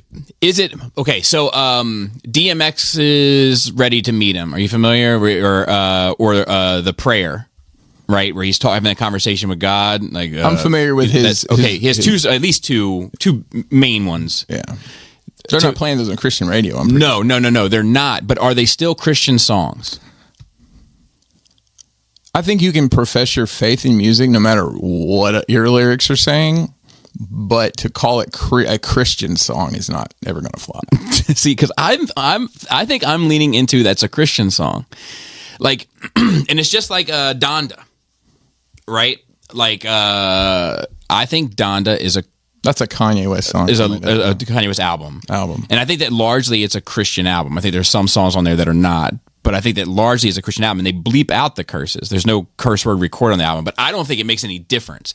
I guess my thought is like you can make Christian music without being this sounds like I'm looking for a loophole, and that's the more I say it, but without being strictly adhered to the rules of Christianity, as long as the message is about believing in God and, you know, finding God so that God can save you, you know, because that's the message. But if you're trying to go out and preach, Okay. so if you're going out trying to draw people in, Uh-huh. right, then sometimes you need to speak their language. Mm-hmm. So I would say that a lot of people might say that you're not going to break into that realm without the DMX style Christian song. Right. That's the way to reach people. What was your thoughts, Shangli? That can you I feel so loud in this. Want me to turn your headphones Can down? someone that isn't Christian, 100% Yep. all in, ever go into that realm of music? Like Post Malone, dabbling in the country now. Right. Could Post Malone become a Christian artist? I think so. Check here in your ears. Like push it up the other side. Push it up into your. There you go. So I think so. I guess that's what I feel. Right? Is that like you can make, so Beyonce can make a country album. Post Malone can make a country album and not be a country artist. Mm-hmm. You know, I think you can make Christian music and not be Christian artist. But in the same breath, I don't think that just because you curse doesn't make you not Christian. But I don't really know their rules as much as I can, and it gets very touch and go to me in some places. And I think oftentimes their rules, it's like, it's like like Al Pacino says, like he sets the rules, and Al Pacino, like it's like sometimes people look for the loophole, like that. Jewish people, or maybe it's 7-day event, I don't know, they're not allowed to like use machines on a certain day, so they'll like come up with this device where like they can kick a pedal, the pedal kicks the dog hits the wheel rolls the ball opens the can opener. Do you know what I mean? So they're not doing it, but Or they just pay somebody to come turn on lights for them on Sunday. right, but Big and Jewish. so it's like this loophole to it, you know what I mean? And I guess I'm wondering if sometimes I think they set these things up, but I just feel like you can be like, man, like what if you make a whole Christian album, right? And it's all godly, praise him, praise be upon him, all that. And then the 16 records, right? Fucking 3 minutes and 45 seconds into track 16, you say, fuck the devil. Yeah. I don't think that makes you a less of a Christian artist. I don't know the rules, so I don't really know. All right, so No. You see, you're setting us up. no, Politics I'm to not. start. No. So I'm God, right? We know. And I'm trying, and I'm gonna make judgment on a guy, right? And he put out this record, and he says "fuck the devil" at the end. I'm gonna be like, you were this close, Wait, if saying fuck you know? is the end? Yeah, but I don't I think. am. Yeah, I do. I don't think you could be a Christian artist. Really? with it. Because, like, is it necessary for? And then kids listening to it. I don't know. I think So- it goes across the whole. So then you can't necessarily fully express yourself. So at that point, can anyone be a Christian artist? Well, I would say that the true Christian artist is expressing themselves by not saying that. Yeah, and they're the people that you're Fair. working with on a day, and they're like, "Oh heck," like they're not going to be saying that on a. You know what this brings me to? What? Christian Rock Hard is the 9th episode of the 7th season and the 105th overall episode of the American animated series South Park. Are you familiar with this episode? I'm not. In the episode, the kids start a rock band, but concerned with the fact that people will potentially download their music illegally, they refuse to play. Meanwhile, Cartman starts his own Christian rock band called Faith Plus One. The episode satirizes famous artists who have spoken out against copyright infringement, such as Metallica, but also serves as a commentary on how most musicians do what they do mainly for profit. Christian rock music is also parodied as being identical to love songs, except for the references to Jesus in the lyrics. Interesting. That's what that. I'm going to watch that conversation. episode. It's good. Anyway, continue. That was just my little thought. So a couple of just funny things that happened. I went to I'm trying to figure out how to explain this. Even in context, it doesn't make a lot of sense. One of the companies I work for, I am a supplier of theirs, but there's probably 100 suppliers for all the things they make. Mm-hmm. And I went to a supplier meeting. Okay. Truthfully, I manage one side of our business, and this was totally related to the other side. And by miscommunication, here I am in this meeting. I'm sitting there, and they had a barbecue for lunch. It was actually really good. But I ate in the cafeteria, and people were eating in the meeting room. And I'm just sitting there, and I wasn't saying a word to anybody. And this dude is like eating ribs in front of me, and he turns around and looks right at me. And just like he aggressively wipes his mouth while he's looking at me. I'm like, what the fuck? Aggressively wiping your mouth it's just a wild sentence, but I never spoke to the guy again. It was just very strange. He just turns around, he looks right at me, he wipes his mouth. Sounds like a very southern thing. I don't know. There were people from all over for this, but Maybe that was the problem. maybe that was the problem. Also, wearing your neck pillow into the bathroom on the airplane is wild as fuck. Yeah. Like if you're on That's an true, airplane and because you wear could take your- it off and put it in your seat. You could. It's almost your as seat is wild as reserved fuck for you. as Right. leaving your neck pillow in the stall in Atlanta. Yeah, I think Those aren't cheap either. There's That's a good one. That might be and Tempur-Pedic. this one had earned its wings to heaven or the garbage can where it's going to go. Let me see here. So did you take that? I didn't. I thought about it. I sent you. I found the drill wrestling song, the right one, and I've sent it to you so you could play. You could play it. Oh, for okay. us. Got it. I was like, You guys may not know. Bobby loves Drill. Is drill dead? It's on life support. Okay. At the very least.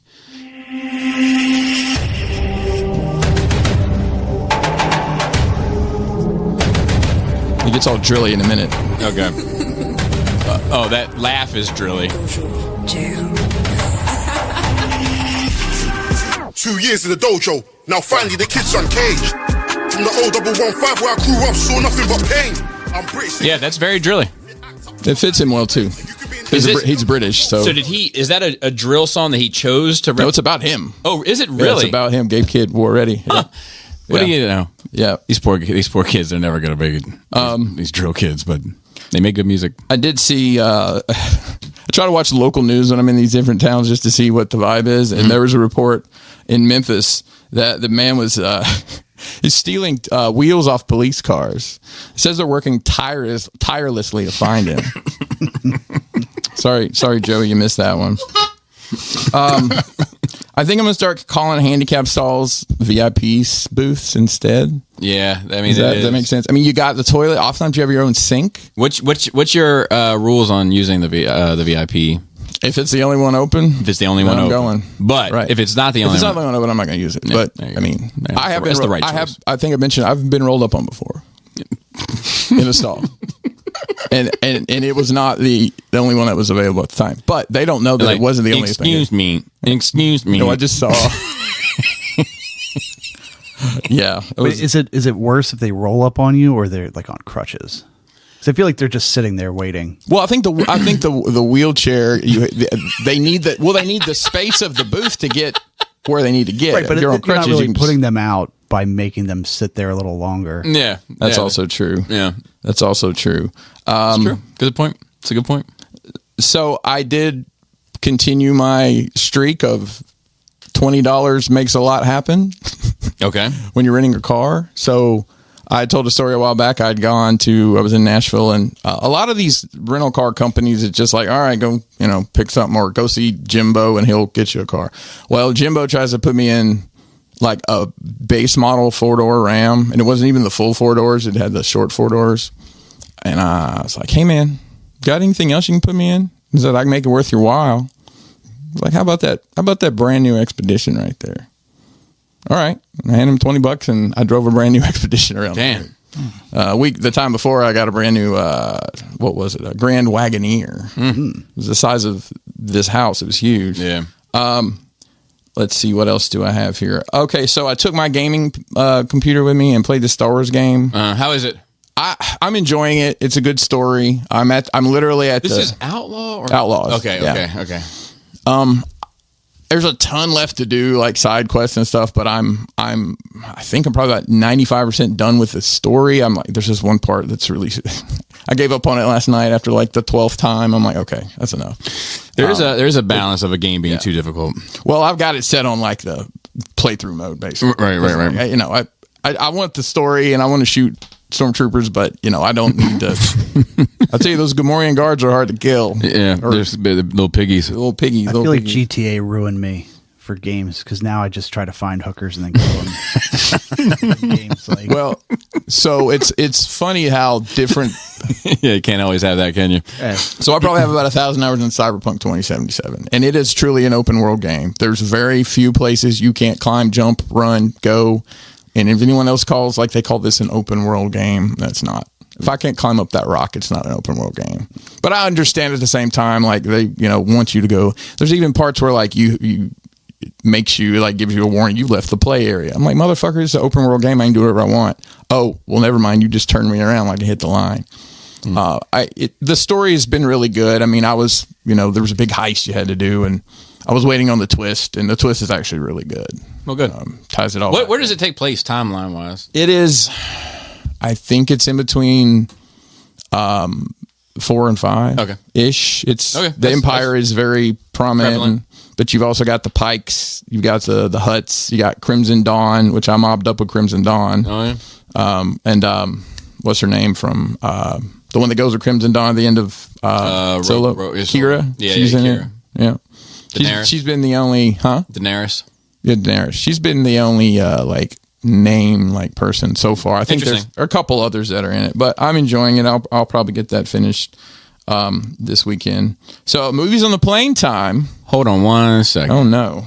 All right, go ahead. Movies All on right, the plane. movies on the plane. So I watched 3 movies on the plane. Planes. Mm-hmm. Because they're all like 2 hours and 30 minutes, and all my flights are like so it's like as soon as I sit down, I'm plugging in the headphones to try to watch it. So I watched Civil War. How was it? I think Chucky said it was meh.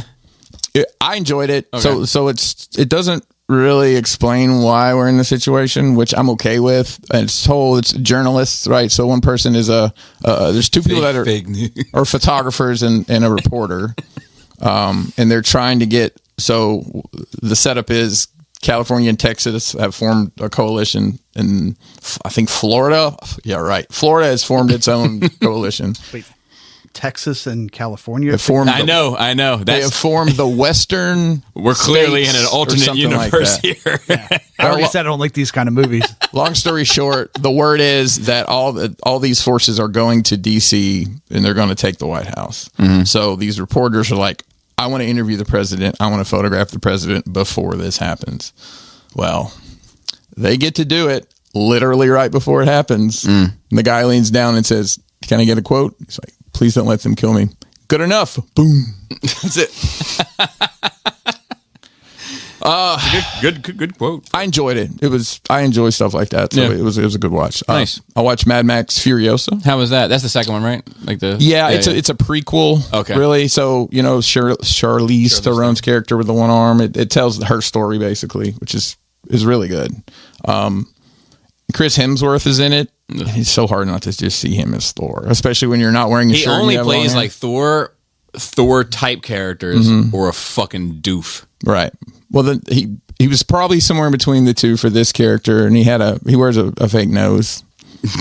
It has the glasses with the mustache, like Yeah.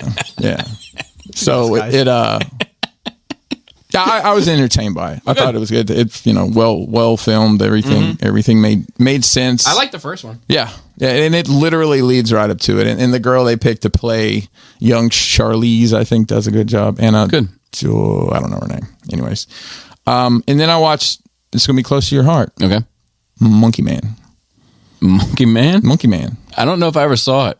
You didn't. So it is by Dev Patel, who he was the lead. Gosh, he was the lead in what was that movie? Slumdog Millionaire. Okay. And he's done several other things also. Good soundtrack. Yes.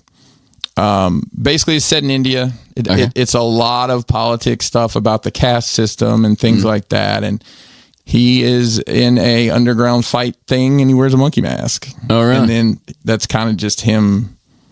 It's a revenge story. Okay. But Monkey or ape? Yeah, that's big. Well, he goes by Monkey Man. Well, he could be wrong. Well, he could be. A lot of wrong going around But out there. who am I to correct, right? But you'll never guess what name he goes by. What's the name? Bobby. Bobby Monkey Face.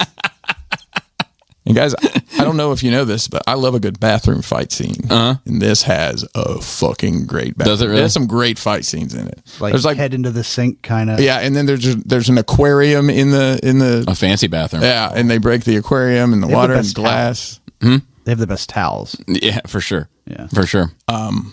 There's one scene where I've never been in one of those where they like spray you with, you know what I mean? They have like an attendant. colognes and Oh Jesus, it's awful. I hate that shit. Clubs in Baltimore in the 90s didn't have that. not the ones I was in, buddy. I felt like that was a thing. all the- not it was a like thing. ghetto clubs.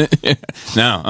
All the bars in downtown Nashville now all have bathroom attendants, and those guys have everything. You can buy Zen, you can buy vapes, you can buy cologne, condoms, mints. You can have your whole evening planned out. I just want to wash my fucking hands I love shitting in those bathrooms. in the VIP stall. No, as close to the attendant as possible. Oh yeah, that's pretty wild. Dude, people that are like super comfortable with shitting in front of other people. It's the only time that I'm okay with it. Yeah. It's his job. It is. So it's a really good movie. It has a good soundtrack. It was filmed during COVID, and like Oh, It that's got- the mask. It got bounced around a whole lot, like production wise during that. And long story short, I think Netflix somehow, no, Netflix was originally going to do it, and they sold it to somebody else. I don't remember. I had like a $10 million budget and made like $50 million. So Okay. call it a success. But I think that I'm sure I'm missing out on. I forgot. Like I grew up in Alabama, you know. And I had forgotten about the humidity in South Florida. I was in Fort Lauderdale. Holy shit! Like it takes your breath Florida away. sucks. Unbearable. It is. Yeah. Yeah. It's like, how do y'all deal with this? But yeah, that's good enough. So I watched the debates. We kind of talked about that. It was a sad state of affairs, in my opinion. But I did watch it, and I did have some laughs. So that's ultimately all I give a shit about. And I watched Tim Crazy, which we've already talked about. Also, I went and saw Beetlejuice, the sequel to Beetlejuice. I know you're not supposed to say it 3 times, but here we are. I gave it a 5.5 out of 10. It was nice to see the characters again, and it was nice to be in the world again, but it's just not a good movie. There's too many plots going on in it. There's one plot about Beetlejuice coming back, into the world, right? There's a plot that has to deal with so you get Beetlejuice's origin story, which is actually pretty awesome. Like that was nice to see. But his wife is connected to his origin story. She's played by Monica Bellucci, who I could tell you I was a huge fan of as a young lad. And she did a great job, but there's a storyline about her and him through it. There's a storyline about him getting free through it. And then there's another storyline about Winona Ryder's daughter getting tricked by a boyfriend plot through it. And they don't really converge in any meaningful way. They're just sort of 3 ongoing stories that have a conclusion, and then the movie's over, scroll credits, and blah, blah, blah. And I'll tell you another thing, another criticism of mine, you don't get enough Beetlejuice. Like, he's not in it a whole ton. There's a reason for that. What's the reason? Michael Keaton said he would only be in it for 17 minutes because that's all he was in the first one. And Really? yep. Well, it's the movie suffers for it. Yeah. So my wife is a huge Beetlejuice fan, huge fan of the first movie. I am too. She is very apathetic about this, I'll say. Like, no priority to see it. And it's funny because there's merch everywhere and tie-ins everywhere, and I think she's kind of like, that's my thing. Why is everybody? Yeah. But it's just how things go. But I didn't care for it. yeah. So LL Cool J put out a new album, and I only say that to say this. On that album, he has a song called Proclivities. That's a big and word. It makes me feel disgusting. Is Eminem on the track? Yes. I need to listen to that. Or not. Okay. Well, I just for the compendium, I need to listen to it. But it always makes me think about, did you ever see Badder Santa? Like, when, was it John Ritter? Yep. John Ritter is like in the thing, and he's like, so he likes to fuck fab girls. That's what Bernie Mac says. And John Ritter's like, we all have our own proclivities. That's what it makes me think of. And I just think it's disgusting. That Is it wild that LL Cool J put out an album at all in 2024? I mean, Yeah. he's been putting out music for 40 years. Yeah, and he hasn't put out one, I think, in like a decade. But I don't know. He might have. Look, who's checking for LL Cool J? Nobody. Yeah. And I love LL Cool J, as a kid and everything. And I wish him the best, wish him success, all those sorts of things. But he probably could have kept. So how would you rate the entire album? Skippable. I think Dre did some production on it. He should have done a little bit more. Oh, okay. Fair enough. Let's see. So I started a Facebook group by accident. I saw the trailings of that, but it had gotten out of hand, and I didn't want to read the comments. So Yeah. So I had a plan for something, and I was trying to line it up. So I was using the Skullface Facebook page to create a group, and I just wanted it to sit there, and then I was going to figure out how to implement it when it was time. Well, then I end up doing a podcast with Sony, And Sony's like, hey, can I ask you a question before we get started? And I was like, sure. And he was like, what are you doing with this Facebook group? And I'm like, well, how do you know about it? You know, like what? Actually, honestly, I'm like, what Facebook group? Because I forgot I even made it. And he's like, well, I got invited to this Facebook group, and you know, there's like a couple hundred people in there, and nobody really knows what you're doing with it. And then I was like, what? So I looked at it, and sure enough, there it is, and everybody's carrying on. And I was like, fuck. So I had to go back. I had to try to explain to people that like I'm not, it was an automated thing. Like it invited everybody, you know? So like I didn't do that. It did that. And like you weren't chosen, right? On one hand. And now I'm getting ready to kick you out, and it's not personal. I just wanted to get rid of the group. Deleting a Facebook group, it's almost impossible. Damn near impossible. You can delete it. You can freeze it. You can archive it. Yep. Pausing it. That's no problem. Yeah. Actually deleting it, because you've created a Facebook group or two before. Did you ever delete that one, or you just pause it? And you pause it, and I feel like it doesn't pause forever, does it? As far as I know, past, I felt like it only paused for like 60 days. So I figured out how to do it. How to delete it? It sucks. Yeah. So you have to go in and manually remove every person, and in order to do that, it's like 3 clicks. Which sounds petty, but when you're doing it 300 times, it's a pain in the fucking ass. Because now we're talking about 900 clicks. But it's like, remove person. Are you sure? Yes. You know they won't be able to get back in. Yes. Okay. Next person. Remove person. To do it for everybody. And then when you get down to just you go to remove yourself, and it'll ask you delete group. And you say so you have to yes. delete everybody out. Yep. You're the last. Yep. Yeah. Pain in the ass. What if you just delete yourself? It goes on without you. Out of sight, out of mind. Enjoy. Never say I didn't do anything for you. So anyway, so I say to anybody that got wrapped up in it, I apologize. It wasn't my intention. My intention was to create it and then put it in a kind of a stasis until I was ready to roll with it. Now I don't know what the fuck I'm going to do. Like a stasis lock? Yes, of sorts. Double entendre there.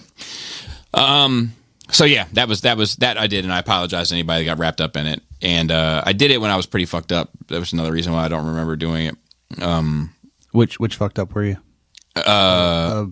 Crushes. Crushes? Yeah, I was off some crushes. That's a good fucked up. Yeah, it was. So to be fair, it was my kid's birthday. We were having a fucking blast. You know, music was jamming. There was good food. I'm fucked up, and I was like, you know what? I'm gonna bring my friends even closer together. You know, and then before I know it, I brought everybody to the table. Okay, so let's see. I'll get to that last. I got a couple good quotes from my kids this week. Jaina is reading Tale of Two Cities, right? Classic, etc. And we started talking about it, and she's like, I'm not into it. This book kind of sucks. And my wife is like very traditional in a sense, very non-traditional in other senses, but she was like, it's a classic, Jaina. And Jaina said, it's a classic. Sometimes they're classics because the people didn't have much to read back then.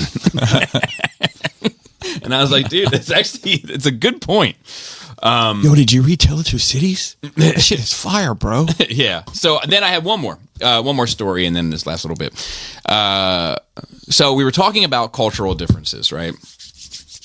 In my home, a conversation came up that involved, I believe, Asian people. And I was telling my kids my kind of mission in life is that's not, all of those things are not related to race. They're not related to their skin tone or any sort of physical defining features. It has nothing to do with that.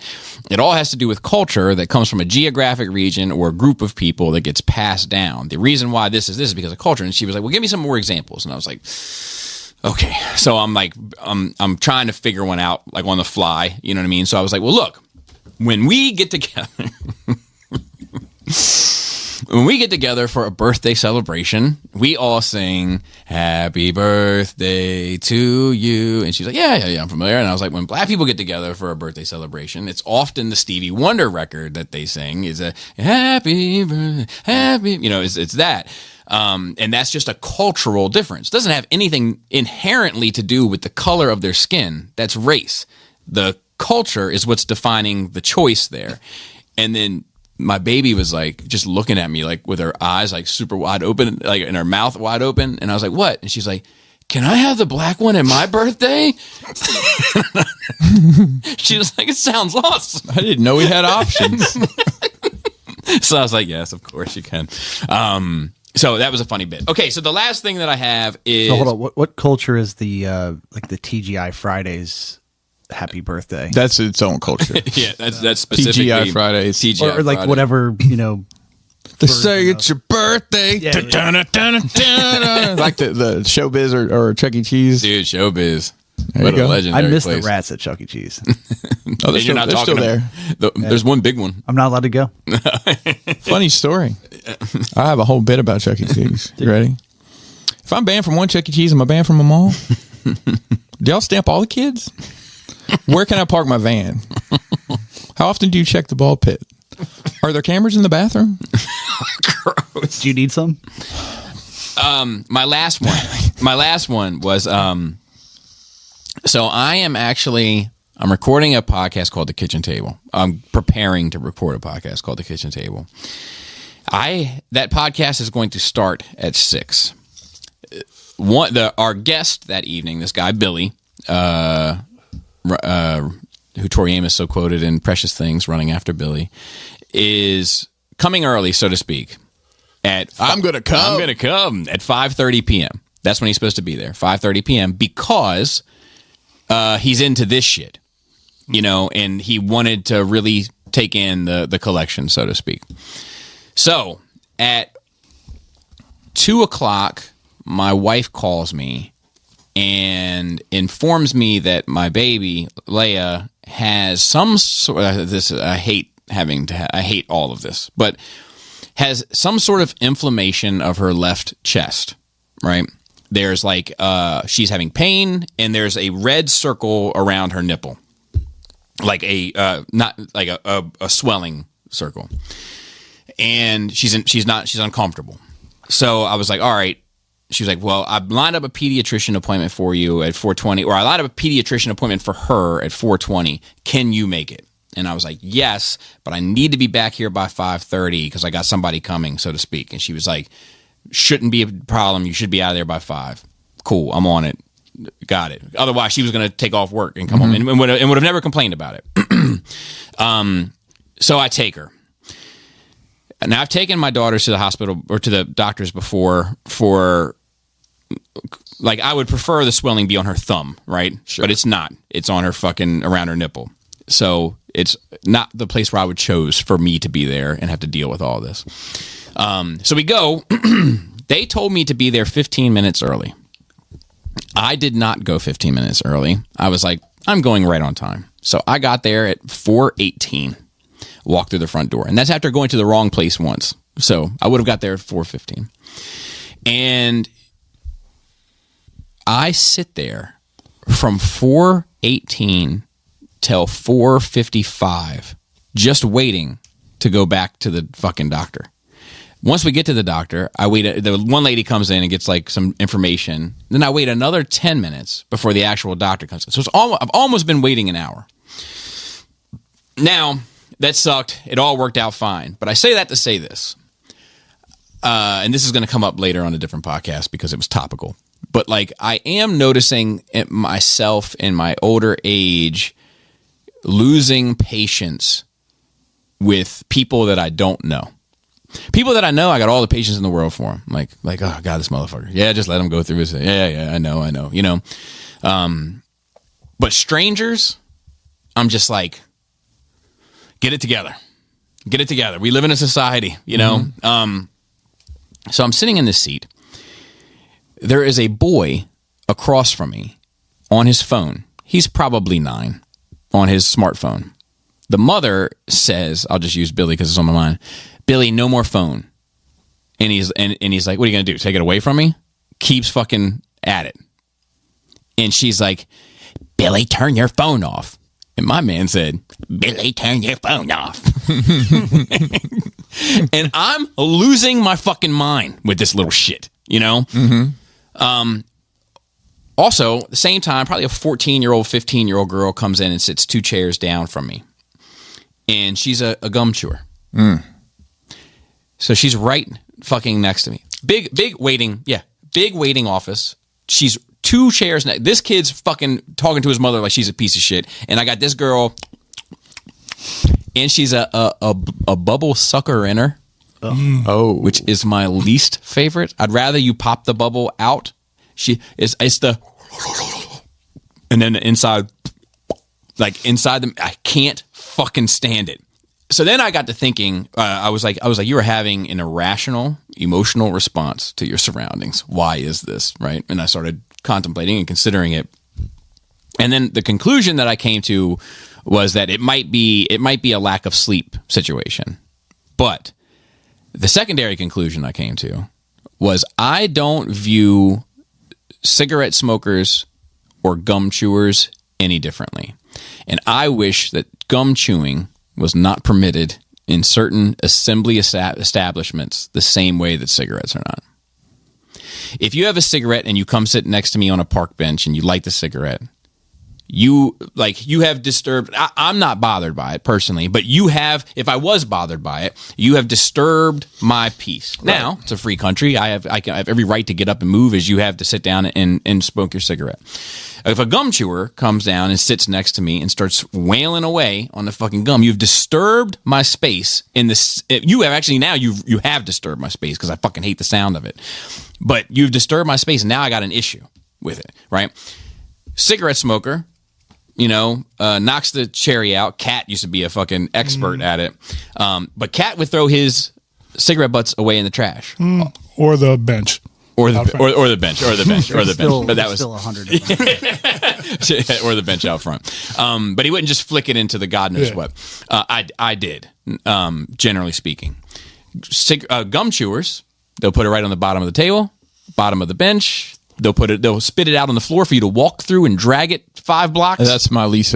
Stepping in gum. It's awful. I'm kind of particular about my footwear most of the time. So I hear you. if I step in gum anywhere, I'm just furious about it. Now, listen,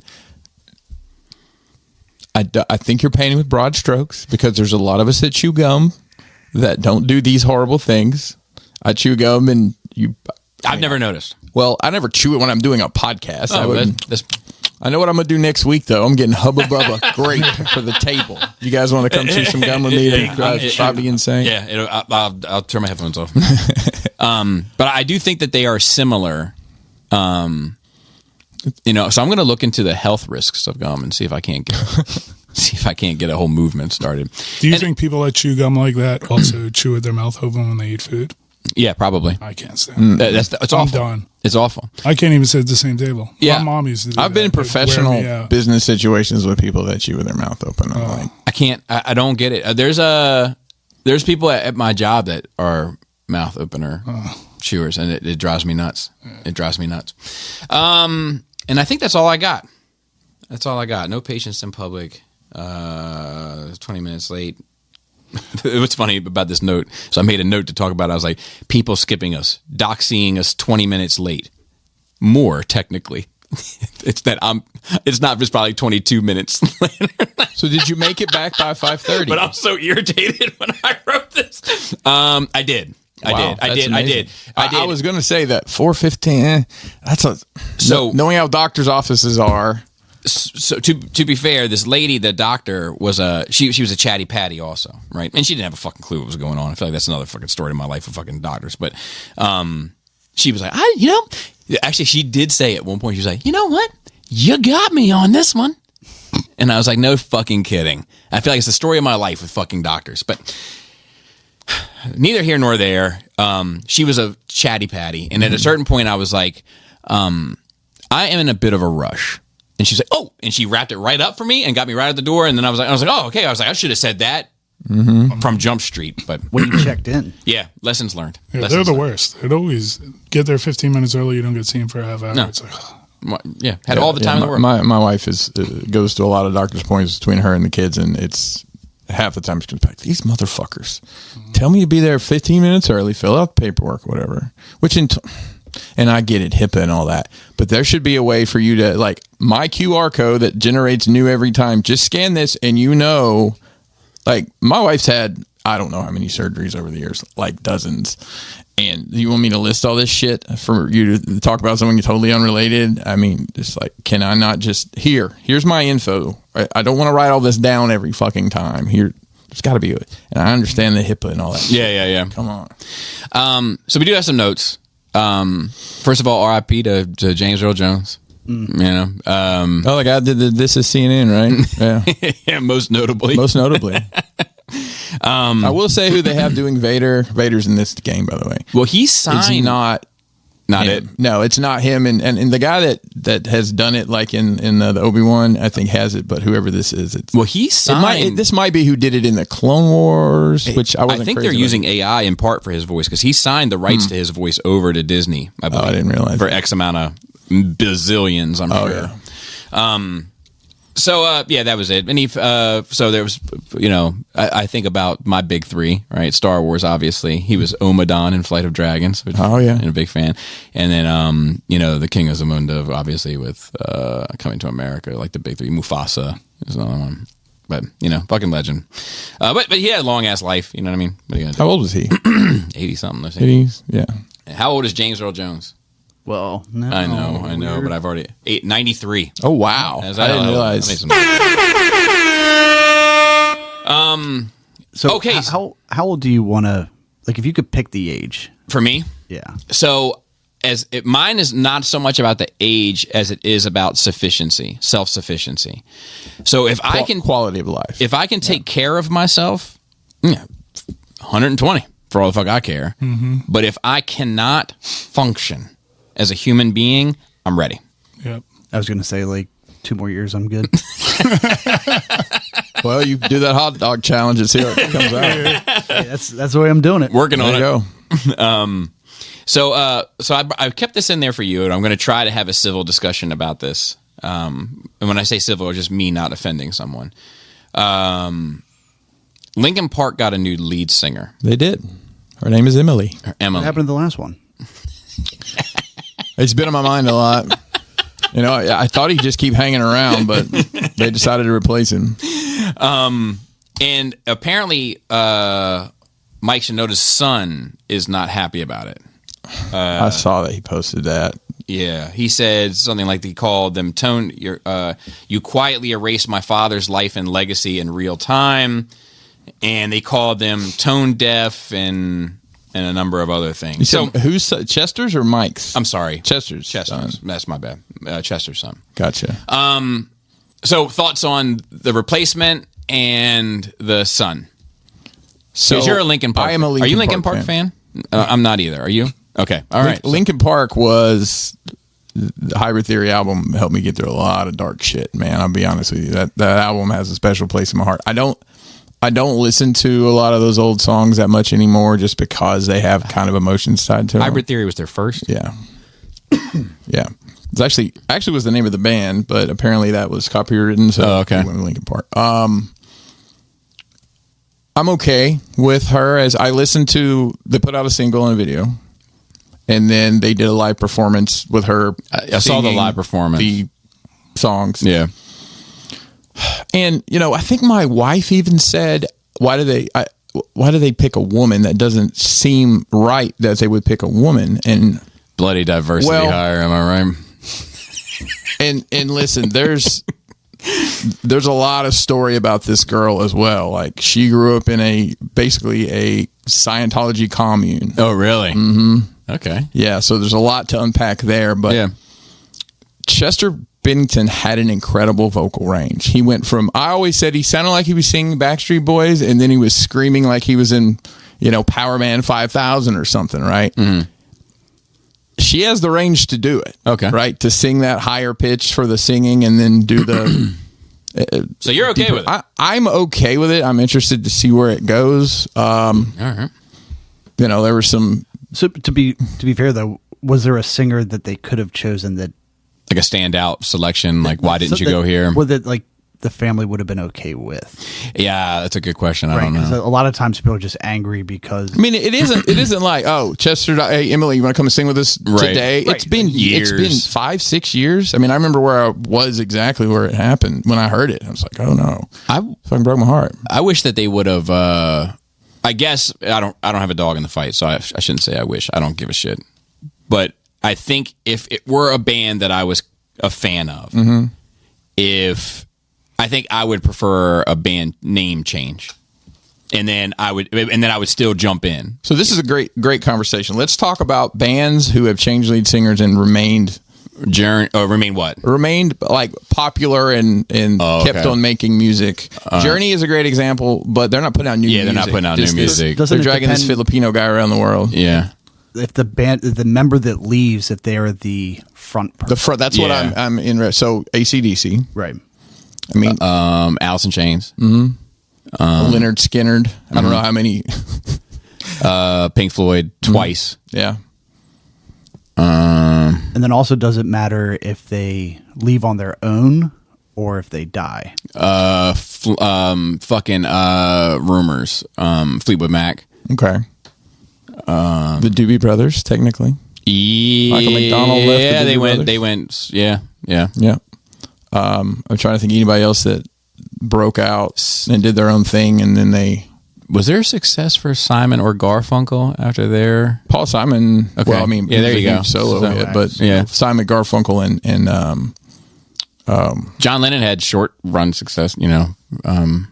well, I mean, yeah, I think it's different. They didn't.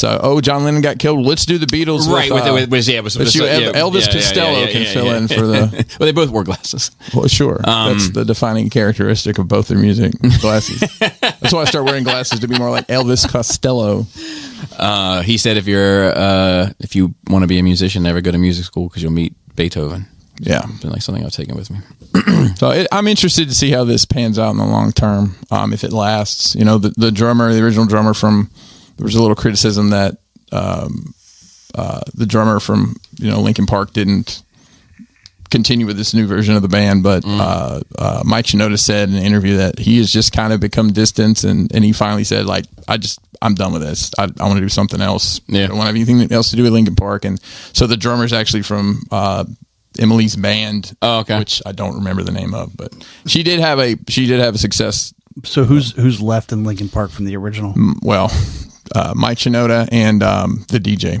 I can't think of his name. So who wrote the music before? Yeah, that's a good question. Right, because like if it's this, if I'm writing, I'd music imagine and it my was- band is playing it, and then it doesn't matter if the lead singer leaves because it's still the same. Right. Tone Vision or- behind it. Right. Yeah. But if the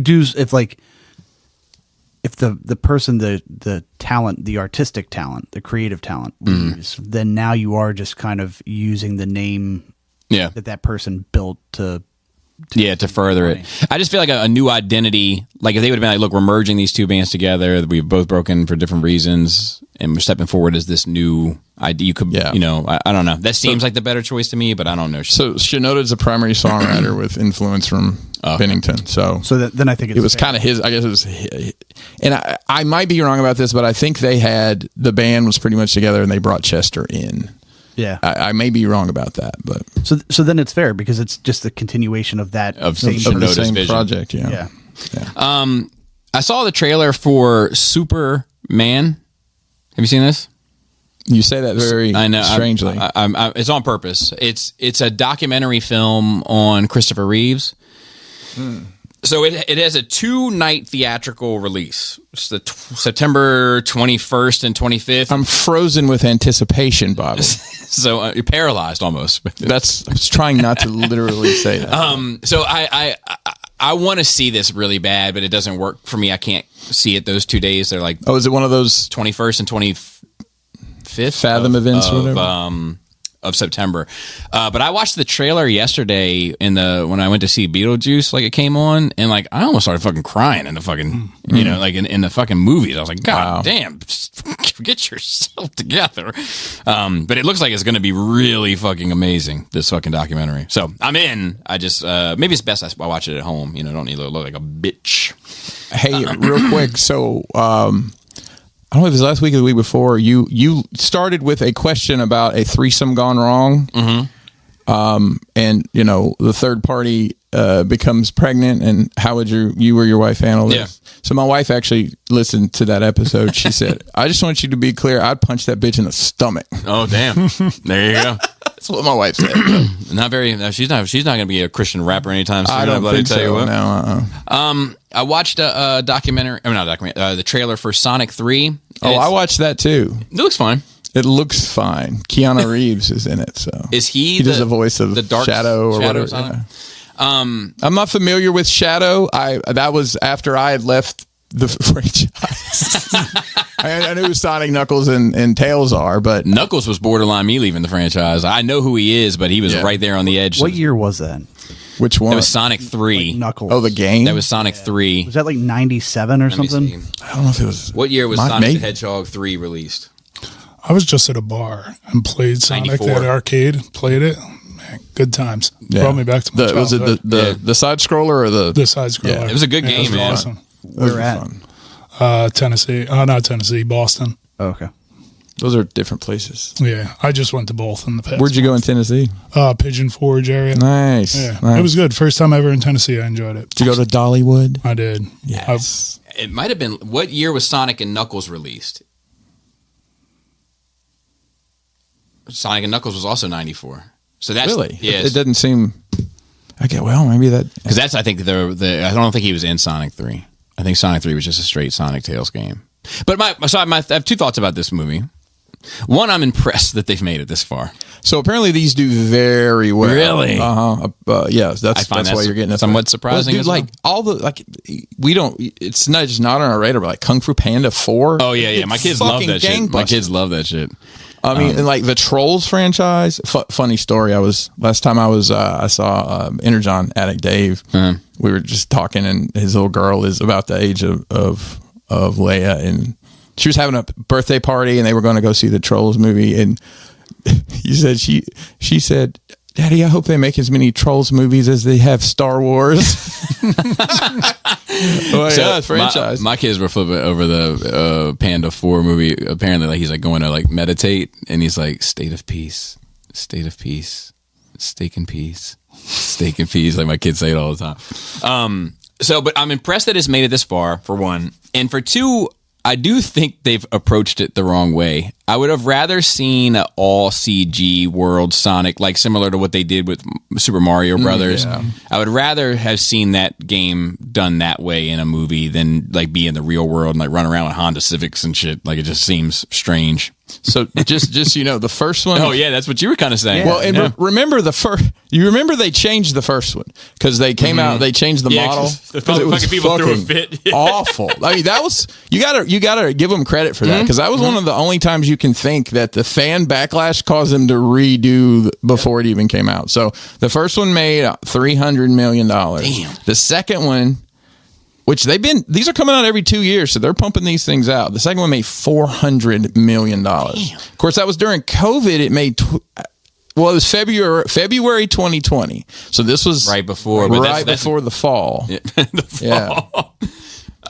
That's crazy. They make a lot of money, man. That's why they Yeah, keep- my 11-year-old, she's never played the games, but she likes the movies. Well, even Really? You know, so and here's the production budget for each one was $90 million. So they're making a lot of money. Yeah. That's what this has infinite Possibility. possibility. do you remember the original Super Mario Brothers movie? Oh, the Yes, 96. it is awful. I tried finding it. So the my other buddy, day. Joey- it's not even streaming anywhere. Joey loves it also. I think that shit is awful, but But some stuff that's awful is just good because it's awful. I don't know. I haven't seen it. Some since stuff is it awful came just out. because it's awful too. It's like butt sweat. I watched the trailer for Minecraft. The Oh, movie. we can talk about that too. Have you guys seen this? You guys familiar with the world of Minecraft at all? Yep. So I have my children Mine too. are super into Minecraft. And like Joey's wife Krista literally bought a PC to play Minecraft on. I've played it. Let me rephrase that. My kids begged me, "Will you get online and play with?" I'm like, "What do we do?" He's like, "Just start digging holes." Like, what? It's like you're looking for this, and this, and this, and of course they're all running around doing all this shit, and I'm just there digging a hole. I'm like, this isn't fun. But we ain't found shit. but the fact that Jack Black is Steve. I don't even know the fuck. Okay, Steve is the lead character in Minecraft. Okay. It's the guy that wears like the blue shirt. Okay, yeah. And just Jack Black with this wild beard, and like all my kids were like, "What is this crap?" my thought is like he's been Trapped there forever. and that's why he looks like Jack Black looks. Like. Jason That's what Momoa looks like especially a doof in this one. I tell you what, man, That dude is a pair of clown shoes, man. It's hard to think what that movie could be about I know. because it could be anything. making money, Digging holes. I'm making money. My daughter plays Making that, money. and it's crazy the stuff they make. Yeah, the houses. and stuff, Oh I'm my like, gosh, Yeah. I'm in there just planting TNT everywhere, trying to blow everything up. yeah.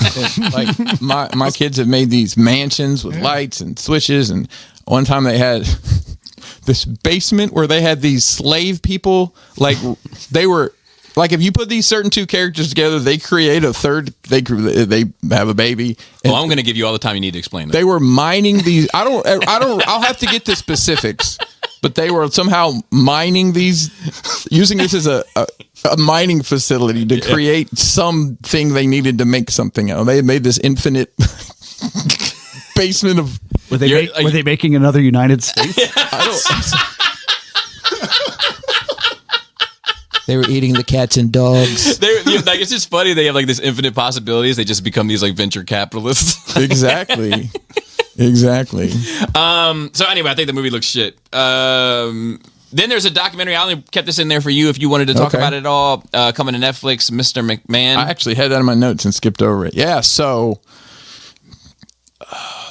just to give some context, Netflix bought the rights to Monday Night Raw starting January 1st. So one of the longest running episodic television shows in the history of television is going to Netflix. Wow. Which is going to be interesting to see how, I guess right now it's a PG product. Let's see, there's a character, his name's Seth freaking Rollins, and the big joke is January 1st, making his way to the ring, Seth fucking Rollins.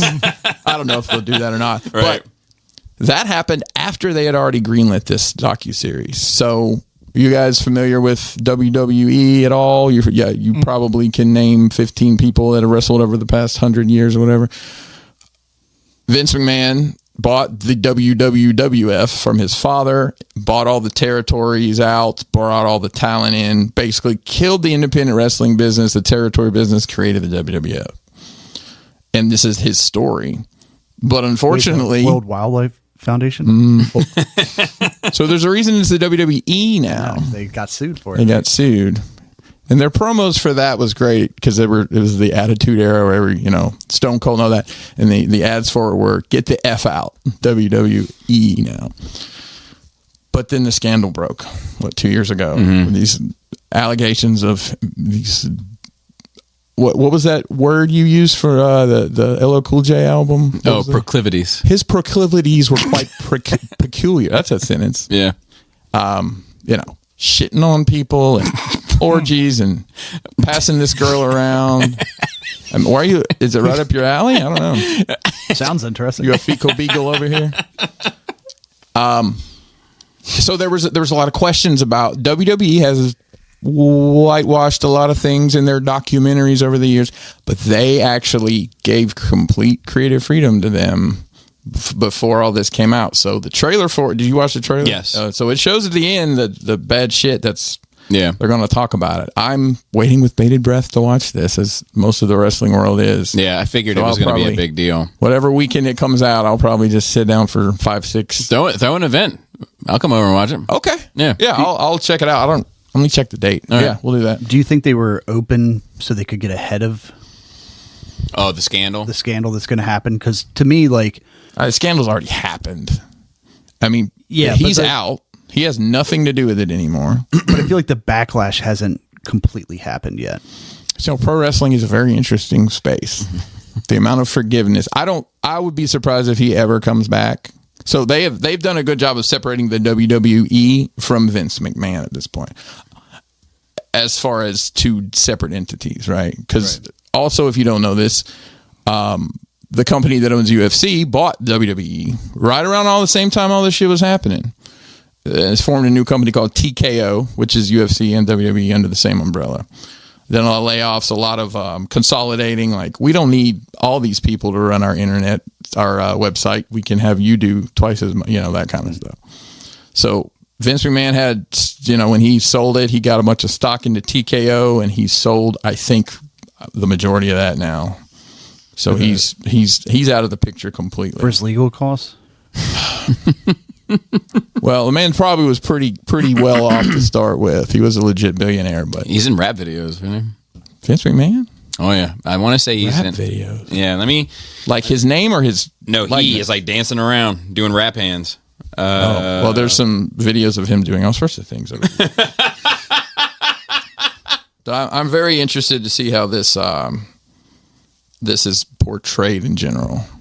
'Cause they interviewed a ton of people. I think they said they had like 400 hours worth of interviews that they used to, I guess the way that works is like, all right, Chris, we're going to sit you down and we're going to ask you questions for an hour. He is the woo guy. No, that's Ric Flair, buddy. Oh, I've seen him in a rap video. Yeah, there's a Ric Flair trip.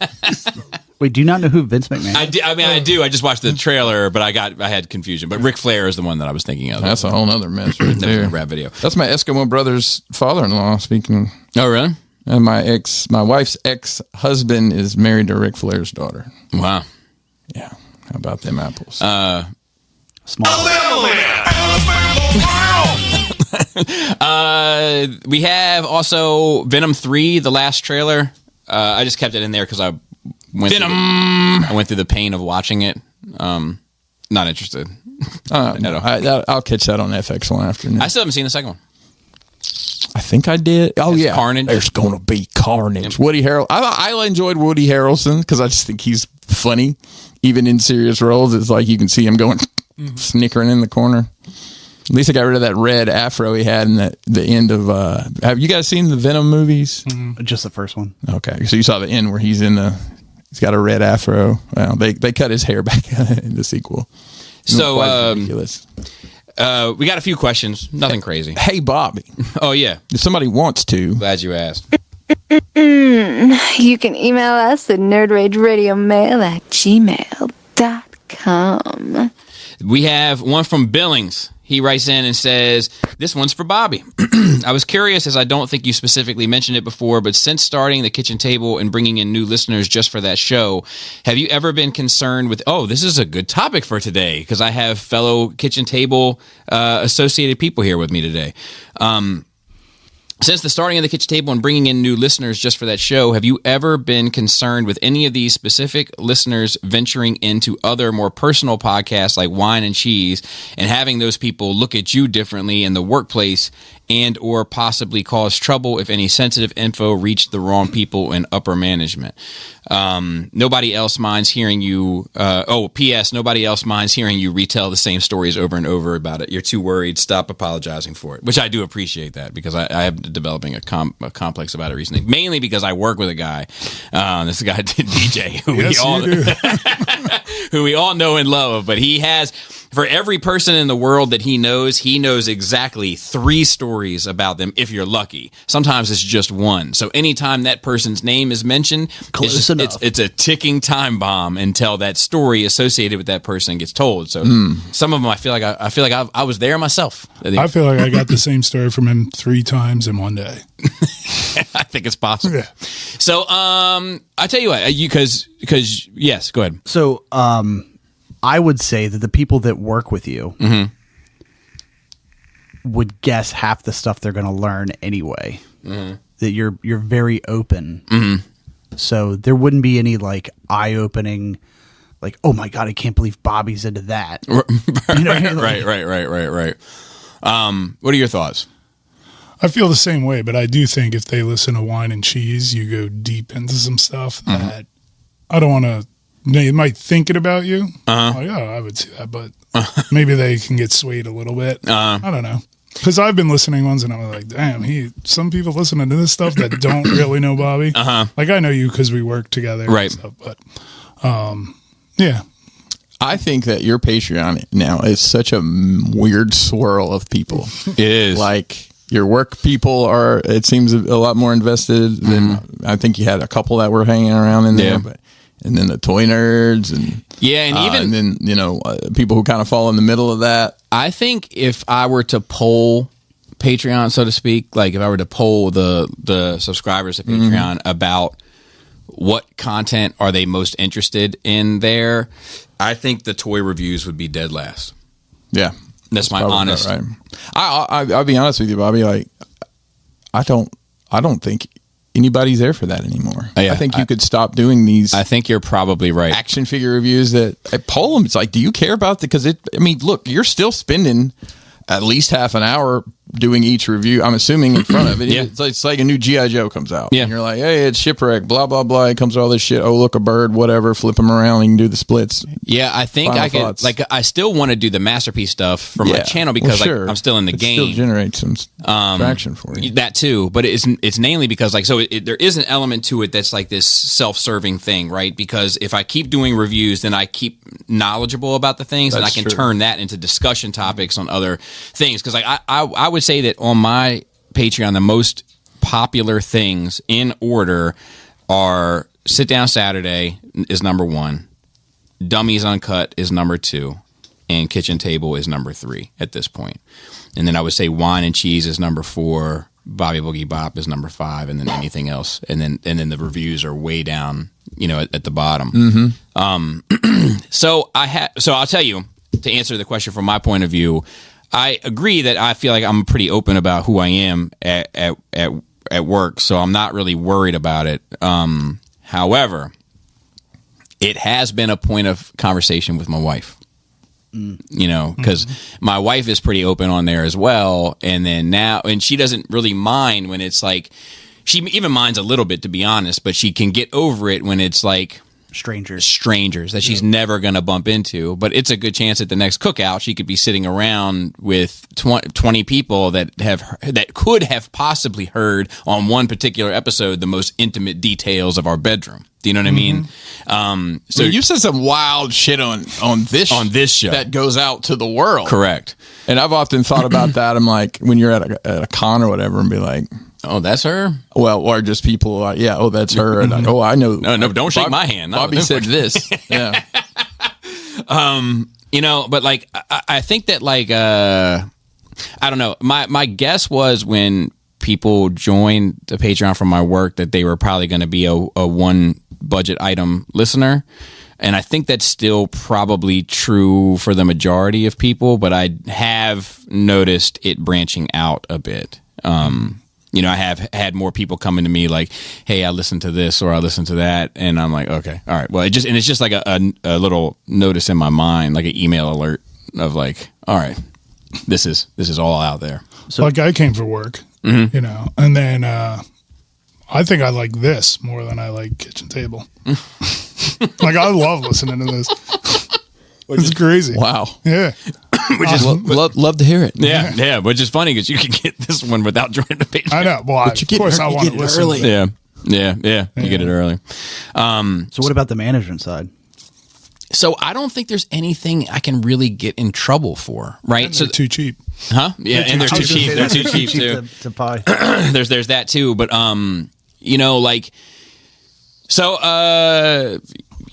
can't go into it here. I mean, you guys aren't disparaging anything. No. You're just telling stories and- But I'm like, like Wine and Cheese stuff. Like there's definitely, sex talk and previous drug talk in my life. And, there's things that it's all true, and it doesn't affect, I don't think it has any impact on my workplace, necessarily. So I don't think I can get in trouble. I was actually a little concerned with elements of the Kitchen Table, but then I've had people from that are higher up in my job that have checked it out and have been like, no, there's nothing wrong here. There's nothing, you're not breaking any rule, necessarily. So, Bobby, at some point, if you want a format change, you and Laura could start using getting the cheapest bottle of wine and the shittiest cheese and then call it Wine and Cheese. Yeah.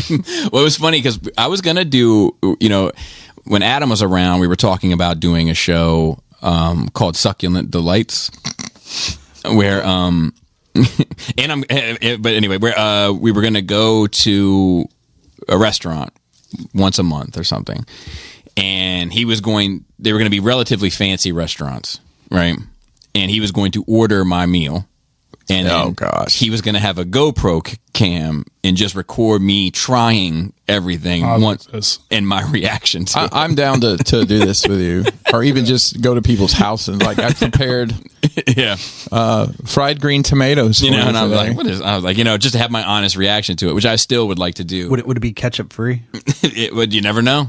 You never know, But yeah, great question. Okay, so Tyler the Collector writes in, hello, fancy boys. If there was a movie about the Nerd Rage story, because that Nerd Rage story just went up on Patreon, which actors would you want to play the main cast, past and present? For extra credit, who would play the rotating cast of co-hosts? Jesus Christ, I don't know. Christopher Lloyd probably play me. Well, I mean, I think we get Bill Burr to play you. Okay. Like current you. Okay, I'll take it. That's better. Yeah, I don't know. I guess see, it makes me sound awful, man. My initial thought was like, who played Quan Chi? I mean, not Quan Chi. Fuck, makes it worse. This fella, Shang-Chi. Yeah, I don't know that. What the fuck is his name? Why I'm losing my memory, man. He's a Marvel superhero. And he's an Asian gentleman. Shang Li, right? Is it Shang Li? He's right here in front of us. Is it Shang Li? It's not Shang Li. Shang-Chi, right? I don't know, dude. Dude, look how forgettable that shit is. Joey would know. Yeah, he would know. Shang-Chi. Is it Shang-Chi? It's got to be Shang-Chi. So who would? It's Gary Shang-Chi Oldman- in the Legend of the Ten Rings. Yeah, Shang-Chi. All right. Who would Gary Oldman play? Or would he just be himself? And he would just- That's the you would never know. You would never know because he's just that good. You would never know who he was playing. I'm trying to think who would play you, Chris. I've got to think of a tall, bald guy. We don't need to have to. We don't both have to be bald in this situation. I could have long. You get your flowing hair locks. back? Oh, that's a No, fucking. I'm kidding. I don't know. It would probably be Brad Garrett with a shaved head. You know, just because I don't know. That's probably not a good one. I don't know. I don't have a celebrity doppelganger that I'm aware of. I'm sure someone could. If you did a Google Lens on me, I'm sure it would pull up something. But I only said Christopher Lloyd because he played Uncle Fester. oh, that's fair. So this next one is from Matt H. He says, "Hey fellas, whomever you may be, it's been a bit. So unfortunately for you, I am checking in again. That's not true. We welcome it. I have a few questions that run from the jewels. So here we go. Drop your cocks and grab your socks. Do you think casting Robert Downey Jr. as Dr. Doom that is the last gasp of the dying monolith that is the MCU? I personally think it's a cash grab to leech the last drips of blood from a long dead carcass. Jesus. I do feel like it is desperate. I think feel it's not going to be what we think it is. I think he's going to be in the movie, but I don't think he's going to be. I don't think he's going to be the primary Doom. Because you would imagine they'll probably, because this is an alternate universe that this Fantastic Four in, that are going to try to get them over into the main one, and then And it's set in the 60s too. yeah, It's a fantastic. yeah. I think it's desperate, whatever it is. What do you carry in your pockets every day? The things that are always on you. Let's start with Shang Li. Cell phone, a wallet attached with MagSafe, and a vape. Okay, That's it. Oh, and keys, of course. yeah. Reardon. vape, Yep. phone, and then wireless earbuds. Nice. Today I don't because I don't. Most of the time it's earbuds, two phones, Two phone. Oh, dude, I'll give you flex. my wallet, which I do have in my pocket, and my keys. And I normally carry a John Wick coin, like the coin. I have a bunch of those. I normally carry one of those in my pocket too. I carry And a multi-tool, except when I'm flying, because Nice. I don't try to get that taken away from me. dude. I like your level of preparedness. I have Easy pocket dump. I have my vape, my wallet, my phone. I usually don't have my keys, and the earbuds are a 50-50. It depends on the moment, because if I know, like tonight, I'm going to have them in my pocket when I go to softball. But like right now, I don't, because if I want to listen, I just listen. I literally had mine in my hand to bring, because a lot of the times I'll get a phone call and it's just easier. But I was just like, I don't need those. So I just left them on the counter. Yeah, I've found that they've become like a crutch to me recently. Like I'm just somewhere where I'm like, you know what? I just put them in. Yeah. I look people right in the face when they're trying to talk to me. And I just put Oh, 'em yeah. in. Sorry, motherfucker, I ain't talking to you. When I travel, I have 3 sets of earbuds with me. I have a pair that works on my phone. I have a pair that's slave to my work computer, and I bought a good pair of wired ones because those ones that Delta gives you on the airplane sound like somebody wrestling in a tin can. If you carry a man purse every day, what's in them shits? So I don't carry a man purse, but I do carry a backpack. Me too. In my backpack, there's a lot of stuff in there. So phone charger, vape charger. There's an assortment of medicines. There's headache medicine. There's Tums are in there. There's Mucinex and Dayquil. There's nail clippers, tweezers. There's a change coil for my vape.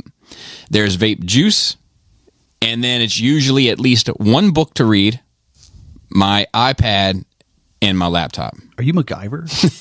Well, I'm right there with you. So, and this is honestly, this is my backpack when I travel. I have my work laptop, the charger for said laptop. I'll either have I have a Microsoft Surface, or I'll bring my other my gaming laptop, which is so fucking heavy. The charger for it, a phone charger. I have to have a phone charger for, the Freedom phone here, the Android, and then this goofy ass fucking Lightning charger for this old iPhone. I can't wait to get a new one so I can have the same charger. Sunglasses, chapstick, gum, business cards, chapstick in mine. a sewing kit, a first aid kit. Wow. Way too many ink pens, some form of paper pad that I've probably gotten in some conference or something, a bottle opener. If I'm a guy, you're Batman. An umbrella.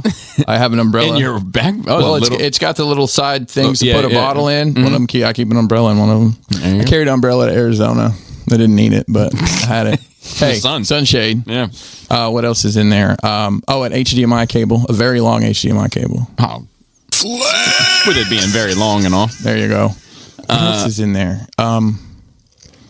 I did accidentally. So this backpack I carry has it's got that big long pocket. You can put like a hydration bladder in it or whatever. Camelback. Yeah, I had put a framing square in there one time because I was going to do a diorama project, and I carried that framing square around for a year and didn't realize it. It's pretty funny. What about you, Farrell? So I feel ill prepared. Like for life now? Yeah. Yeah, me too. Yeah. The most I carry is like a cell phone charger, and my only weird proclivity is that I always have extra socks. Interesting. That's a throwback to the other life. You don't want to Yeah. get swamp foot, Yeah. man.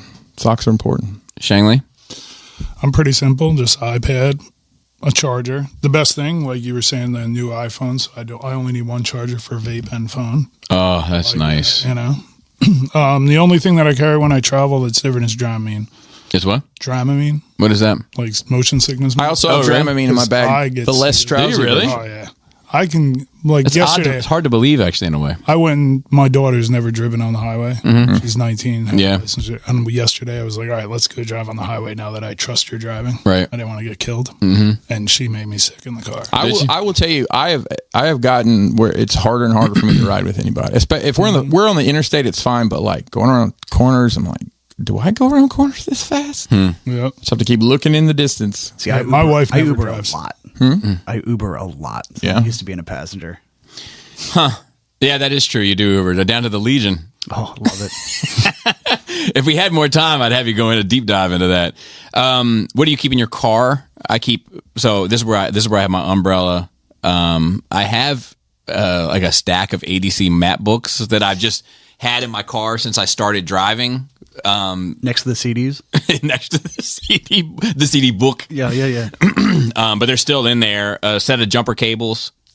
And then like there's usually like a change of clothes I keep in my trunk, and that's really it. including like extra shoes. Like I have extra shoes, pants, underwear, shirt, sweatshirt, like just in case something goes left. You know, it's in my car. Sometimes it does. Sometimes it does.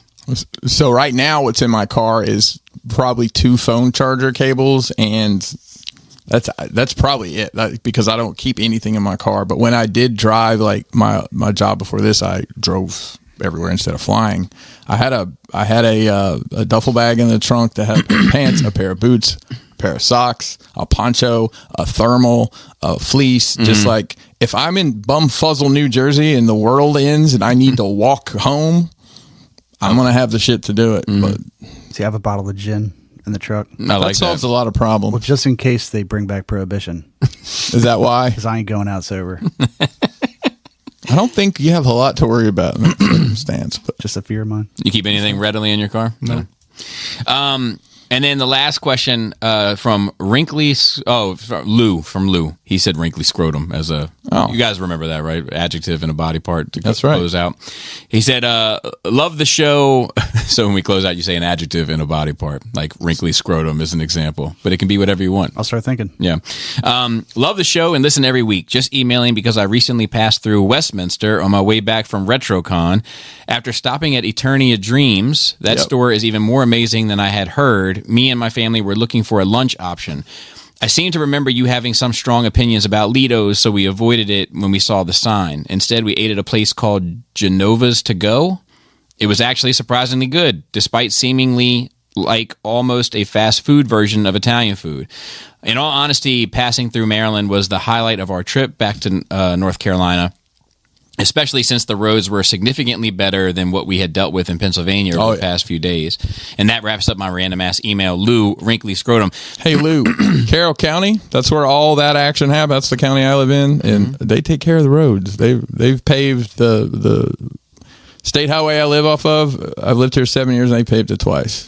I lived in Alabama for a very long time, and Haven't yet to pave it. well, they four lane the highway, and past that, it's like you better just. That's why the guys have those big mud tires. Is just for the potholes. So. He when he said he went to this place, Genova's To Go, I've never heard of it. He said it was surprisingly good despite it looking like a fast food version of Italian food. It does make me think about there's a restaurant that has the same vibe to me. It's on the boulevard heading into the city. It's like right like Lansdowne almost area. Like you cross over Caton Avenue. There's like that sausage place on the left. You go down and then it gets a little white trashy in there. Just before you go under 95, there's a little restaurant on the right hand side. There's a set of train tracks there. There's a little restaurant on the right hand side. There's a drive through and it's called Italiano's. And every time I drive past it, I laugh and I'm like, dude, one day I'm gonna try that shit. 'Cause it can't be good, right? It's drive-through only. No, I think they have a sit down also, but I'm going to see if I can pull it. While you're doing that, I have a funny story. Yeah. It was from my work trip, but it doesn't matter. It's so one of the companies we work with is an Italian-based company, and the guy from Italy that I would work with was in town, and his coworkers. He was talking about how awful the food was. You know where they took this man to eat? Olive Garden. No, and I had the conversations that, listen, Olive Garden is its own thing to me. It's Italian food, as we'd say in the South.